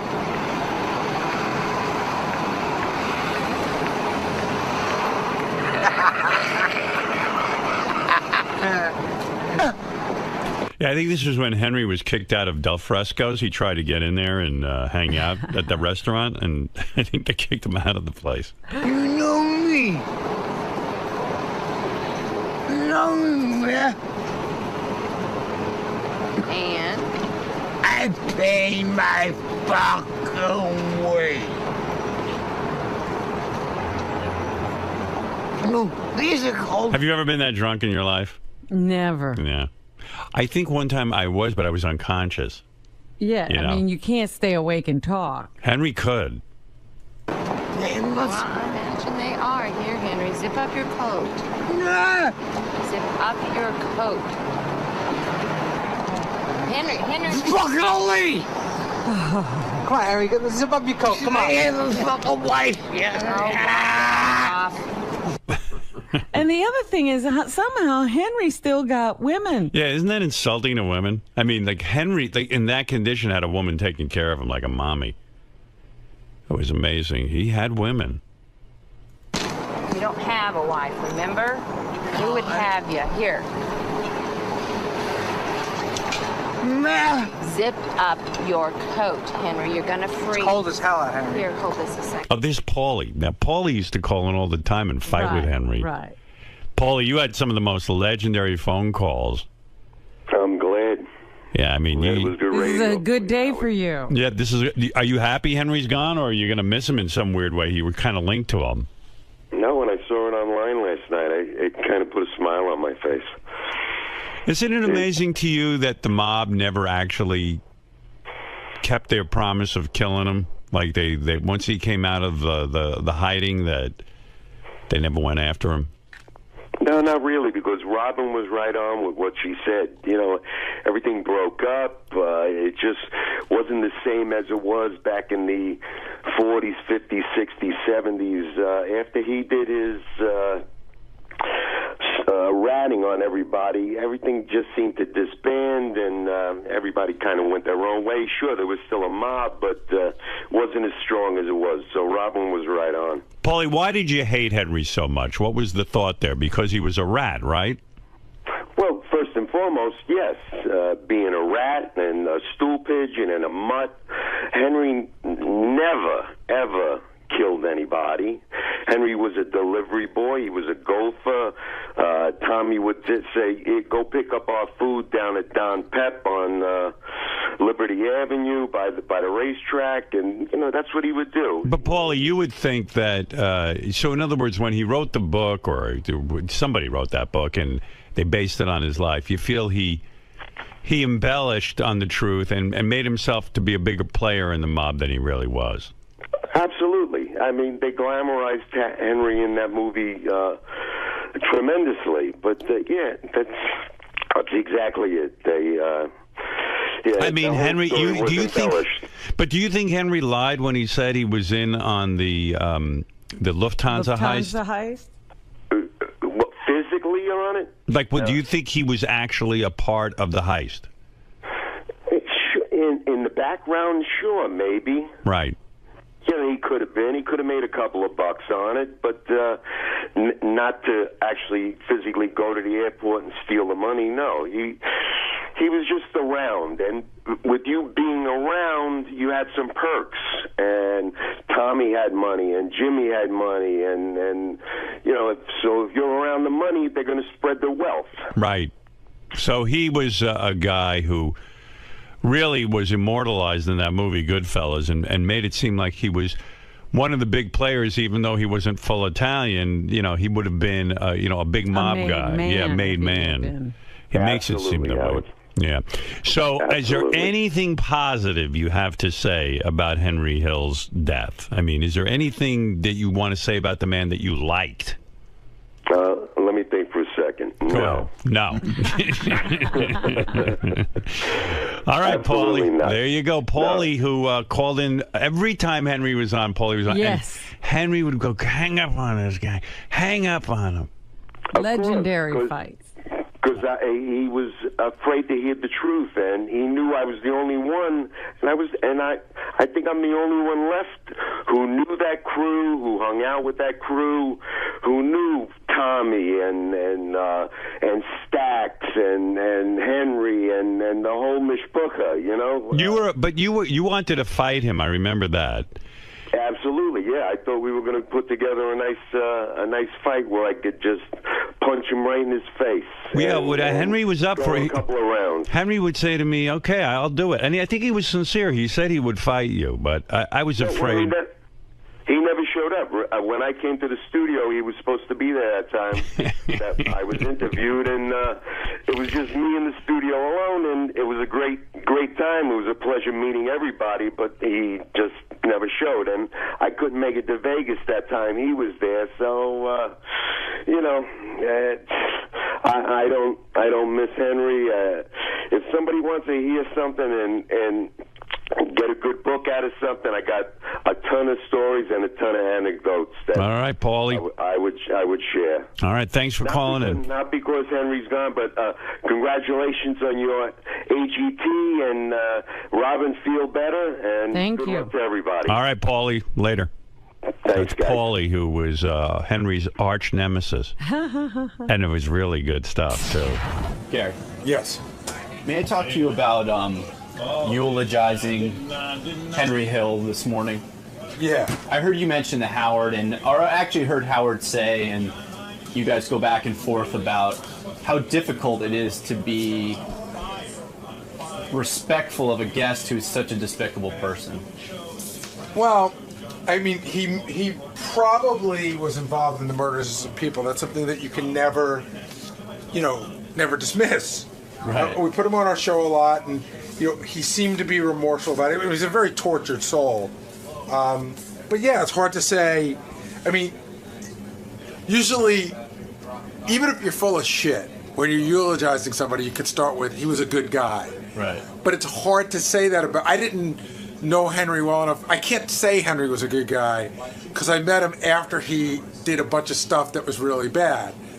The guy I knew later on in life wasn't even that good a guy.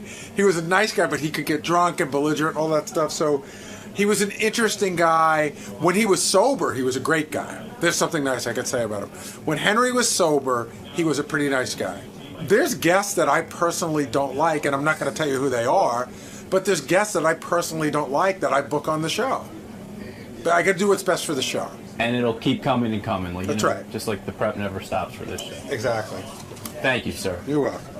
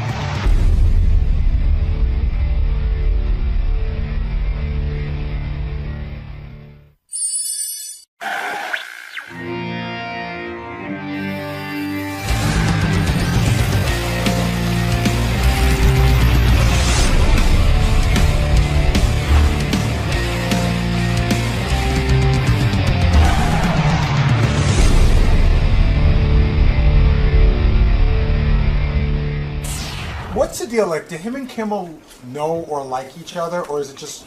Yeah, are they rivals? Well, I'm wondering because like I know Jimmy hates Leno, and I know he loves Letterman. But where does he stand on?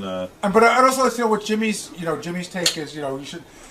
Craig Ferguson. Do you like Craig Ferguson? Like, I don't know. It's a weird thing for me. Some of these late night guys like each other, even though they compete against each other. I know he's good friends with Conan. That's an interesting thing. Who are you good friends with? Who do you hate? Who do you? And why? Yeah. And the other thing is, like, I wonder if they ever talk to each other. Like, has he ever called another talk show host for advice? Yeah, he called Leno. And he called you too, right? He called me for advice. Yeah. Jimmy Fallon will be in here pretty soon. I'm anxious to talk to him. I saw a thing on the internet that was so good. I got to talk to him about it. They have, I don't know how you find the link. Maybe howardstern.com can put it up there. They're pretty good about that. But it's a link to his Saturday Night Live audition. When Jimmy Fallon, when anyone gets hired for Saturday Night Live, you have to audition in a room for. It's almost like America's Got Talent in Vegas. There's just like 5 or 6 people in the room. And no audience. No audience, and supposedly you never get any laughs, but you'll see on Jimmy's he does. It was Lorne Michaels laughing, but his audition was so incredible. What he did was he did about 10 impressions or 15 impressions, but what he did that I loved is he kept them real short, and so you never got bored. Mm-hmm. And then he picked up his guitar and started doing some singing impressions. But again, just like it almost looked like he was just ad-libbing them. It was a very relaxed audition. And as I'm watching it about the first or second song, and I go, no wonder this guy got the job. I mean, his audition, if you ever want to see a tape on how to audition for Saturday Night Live, there can't be a better audition tape than this. Now, I don't know how that stuff gets out there, if NBC put it out or what, but it is fantastic.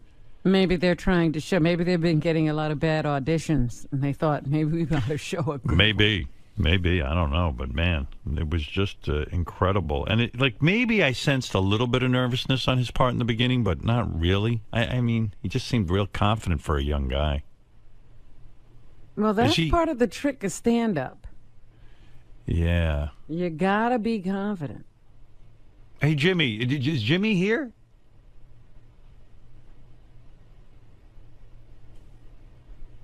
I wonder if Jimmy would want to say hi to David Letterman. Do they speak? Are they friends? Should we try that? I'll try that for a second. See how that goes. Jimmy Fallon is the host of Late Night. Is that his? What's the name of your show, Jimmy? Is it Late Night? What is the name of Jimmy's show? It is Late Night. Late Night, right? Yeah. It's Late Night. Hey, everybody. Hey, man. With all these shows, you could get confused. Real quick, do you want to say hi to David Letterman? No. No? You didn't hear him? You don't want to say hi to Dave? Yeah, I can say hi to Dave. Dave, are you there? Yeah, Jimmy, good morning. Hey, Dave, how are you? Dave is in Chicago. Good. He just was on our show. I thought because you're both late night hosts, you'd want to... Nice to be talking to one of the twins again. The twins? The twins? Jimmy Kimmel, Jimmy Fallon. Sure, I call them the twins. Yeah, what? You do. That's right. I do. Does he? The twins, sure. Yeah. Dave, just real quick, because Jimmy's here. He's got limited time. I just wanted to give you a chance to say, are you friends with Dave, or are you an enemy of his because you're with the Jay Leno camp and you're on NBC? No. I mean, if anything, we're friends. Yeah, you're friends. Yeah, I've been on the show a bunch of times. Jimmy says you're his friend. Right. Yeah. Okay. I appreciate that. Anything you want to say to Jimmy? Well, I was going to say, first of all, Howard, I just, something I forgot to mention before, I love that sound buzzard on AGT. No, but I mean to Jimmy, not AGT. Oh. No. Okay, all right. Well, just a reminder, I just want to say that to Jimmy that Jay Leno is still a big chin douchebag. I'd love to, buy him a hoodie and have him troll around George Zimmerman's neighborhood. Well, all right. Listen, you're obviously better. All right. Thank you, Dave. Yeah. All right. All right. That's David Letterman. David Letterman. David Letterman, the real David Letterman. Oh my gosh! I mean, why would he say that? That's so. It's what it is? He's so much looser on our show than his own show. That is amazing. Yeah, I think it's satellite that just loosens him right up. I was telling everyone Now, who put out your audition for Saturday Night Live? Do you put that out? Or I mean, you obviously didn't have it. Who put that out on the internet? It's weird because that was out. It was out on the. They put out like a DVD, like a best of DVD thing, which they do for some of the cast members. And I'm sure you didn't object because, to me, it's almost like a primer, or is it a primer? But it's almost like a lesson in how to audition for Saturday Night Live. It's about 8 minutes long. Yeah. And it's this quick 8 minutes. What you did effectively that I thought was so tremendous, you quickly ran through your impressions. You didn't allow them to get bored. Yeah, I did, because you know what happened is I had this I had the stand-up act, and it wasn't working. It wasn't funny, and I was telling people kind of who I was doing before I did the impression. Right. You know, like the old way to do impressions, you go like, and now, ladies and gentlemen, here's 𝗫𝗵𝐶𝗿𝗿. Right. You dirty rat, and then you do the impression. So this one I go, I'm not going to tell you who I'm doing. That's what I loved. You never once said, here's who it is, and either you got it or you didn't. Yeah, exactly. It's like, it's clearly I'm doing Bill Cosby. Do you remember, have you gone back and watched that audition? I just saw the outfit I was wearing on a clip, like on the web. I'm like, oh, because I didn't know what people I thought you looked really handsome. First of all, you seemed more chiseled. You were younger, kind of, you were very thin. Wasn't as doughy. You weren't as doughy. What happened? I mean, he got comfortable. He got rich. Did you get married? Is that what happens? And you just got doughy. Before I got married, I just got doughy. I don't know what happened. I just got. But maybe that'll just keep me younger looking. It's funny you say that because I see a guy auditioning, and you look like one of these ripped kind of almost like a model type physique. And you have gained a few. I mean, you're not fat by any means. But. No. I was never in shape, but I was skinny. I was like, right. Like if I wanted to have the body I looked up to, it would be Mick Jagger's. Right. It wouldn't be. Me too. I don't want a giant. I don't want big muscles. I don't want Jersey Shore. I don't want 𝗫𝗵𝐶𝗿𝗍𝗿. Right. I look at Mick Jagger and I go, boy, I'd like to be that thin. That's the dude. It seems that that's the one physique you can keep up, because look at all those big muscle guys now. I cannot They're lose all weight. saggy. I used to be. Yeah, right. He actually looks pretty good. I used to be able to lose weight like that. Yeah. You know, I just have to. I'm starving myself because I bought all these new clothes for America's Got Talent, and they're going live, and I can't lose a pound, and I'm telling you, I'm not eating anything. But that's the way to do it. But are you working out? Yeah, I go running. Yesterday, I was so fucking tired, and I go to Central Park. I'm running around like a lunatic. No, it's the dumbest thing. I'm downloading apps to make me run.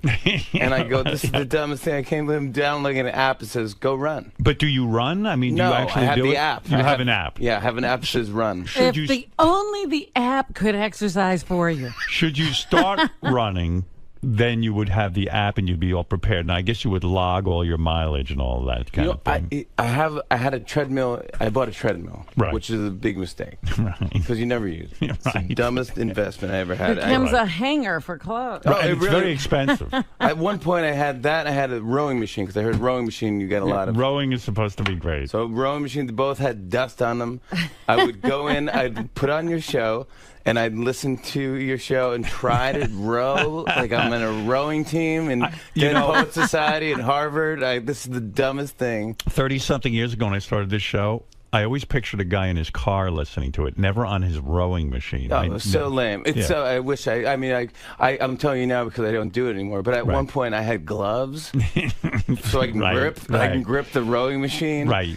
And it was just so dumb and a waste. But then I had a treadmill, and I ran on the treadmill, and maybe I'm just, maybe it's because I'm just so doughy. I made a lot of noise, and the neighbor comes up and knocks on my door, which I don't want. I don't want to talk to anybody. Right. So you kept the machines in your apartment? Yeah.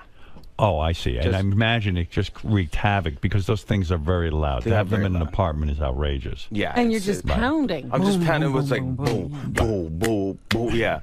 My aunt used to have a guy that lived above her in Brooklyn who used to chop up pills every morning. Right. And you could hear him, and that was the alarm clock because he'd be trapped because he couldn't swallow his pills. And you go, that's her alarm clock. So I'm running on the thing, and I understand. Right. But it's not like I'm not up at like 6 in the morning pounding. Right. This is like 10. So what are you going to do if you're getting doughy? Are you cutting back on your calories? I don't know what to do. You don't. It's horrible. It's a thing I have to embrace because I don't know what to do. But I you're mean, also I eat pretty well. Yeah, do you? Yeah. Like, did you have a breakfast this morning? I had some oatmeal this morning. Oatmeal. That's it. That's Just oatmeal. good. That's good. Right? Yeah, but I'm normally not up at this point. Right. That's true. But So you'll eat a lot today. What time do you normally get up? Like last night, I had a Philly cheesesteak on the way back. I was on QVC last night. Yeah. Now I would think you would not go on QVC. Well, that here's it the wouldn't thing. be cool, so to speak. Oh, that's why I just want to see what it is. Right. I want to go to this thing because I want to sell this record. All right. So you've got a new record out. Yeah. Why would you? If you go on QVC, I happen to know something about this. You've got to give them a cut of everything you sell, right? Yeah, well, I'm giving everyone a cut anyway. You are? I mean, NBC's getting more money than I'm getting for this. Because a lot of the stuff on the CD are performances that you did on television. Yeah. And so they have the rights to it. Yep. So they're going to get a cut, and QVC's going to get a cut. And and then the record label gets a cut, and then every guest star on the album. Why put it out? Where do you get money up front? How do you make any money with this thing? I really don't make it. The way I do it, I think in the future somehow I'll make money. Like more people will watch my show, or more people will know who I am, or what the things we do on our show. That is actually your strategy with your show. Because you're on late at night, 12:30 at night, a lot of people don't get to stay up and watch it. And I know that you make everything available on the internet. And it's true. I mean, those clips do go viral and they go big. But then they have to take them down. What do you mean? Well, I think it's a Writers Guild thing. Right. You know, remember when the Writers Guild had the strike? They had a thing about internet rights and all this stuff. So we're only allowed to put certain sketches up for like 2 months. Oh, and then otherwise they'd have to be paid or something like that. Yes. And Wow. NBC doesn't want to pay for that, which is fine. But it's a bummer for the writers who want to see their sketches on it. But it is true. I mean, I really do. You know, I see more of your show on the internet. Yeah, which a lot of people do, or in a taxi cab or something. Did you think when I appeared on your show the last time that I was overly rude to Mick Taylor of the Rolling Stones? Absolutely not. Was there any fallout from that? I mean, because I was kidding him about leaving the Rolling Stones, but I did it lovingly. I do love Mick Taylor. No, as I was leaving, I said goodbye to him, and I gave him like a man hug, and he came in. He goes, "I'm sorry about my friend over that. Next time I'd love to hear you talk more." Like, that was his So he wasn't upset with me, was No, he? not at all. He was a good sport. Great sport, totally laughing. Some people on my staff was like, that was pretty harsh. I was like, yeah, I got a lot of feedback where people said, wow, you really ripped Mick Taylor a new asshole. oh no, in fact, I felt like you guys had done that before. You know, I had a disappointing moment with your show because I really enjoyed my last appearance. I had a great time. Yeah. But you and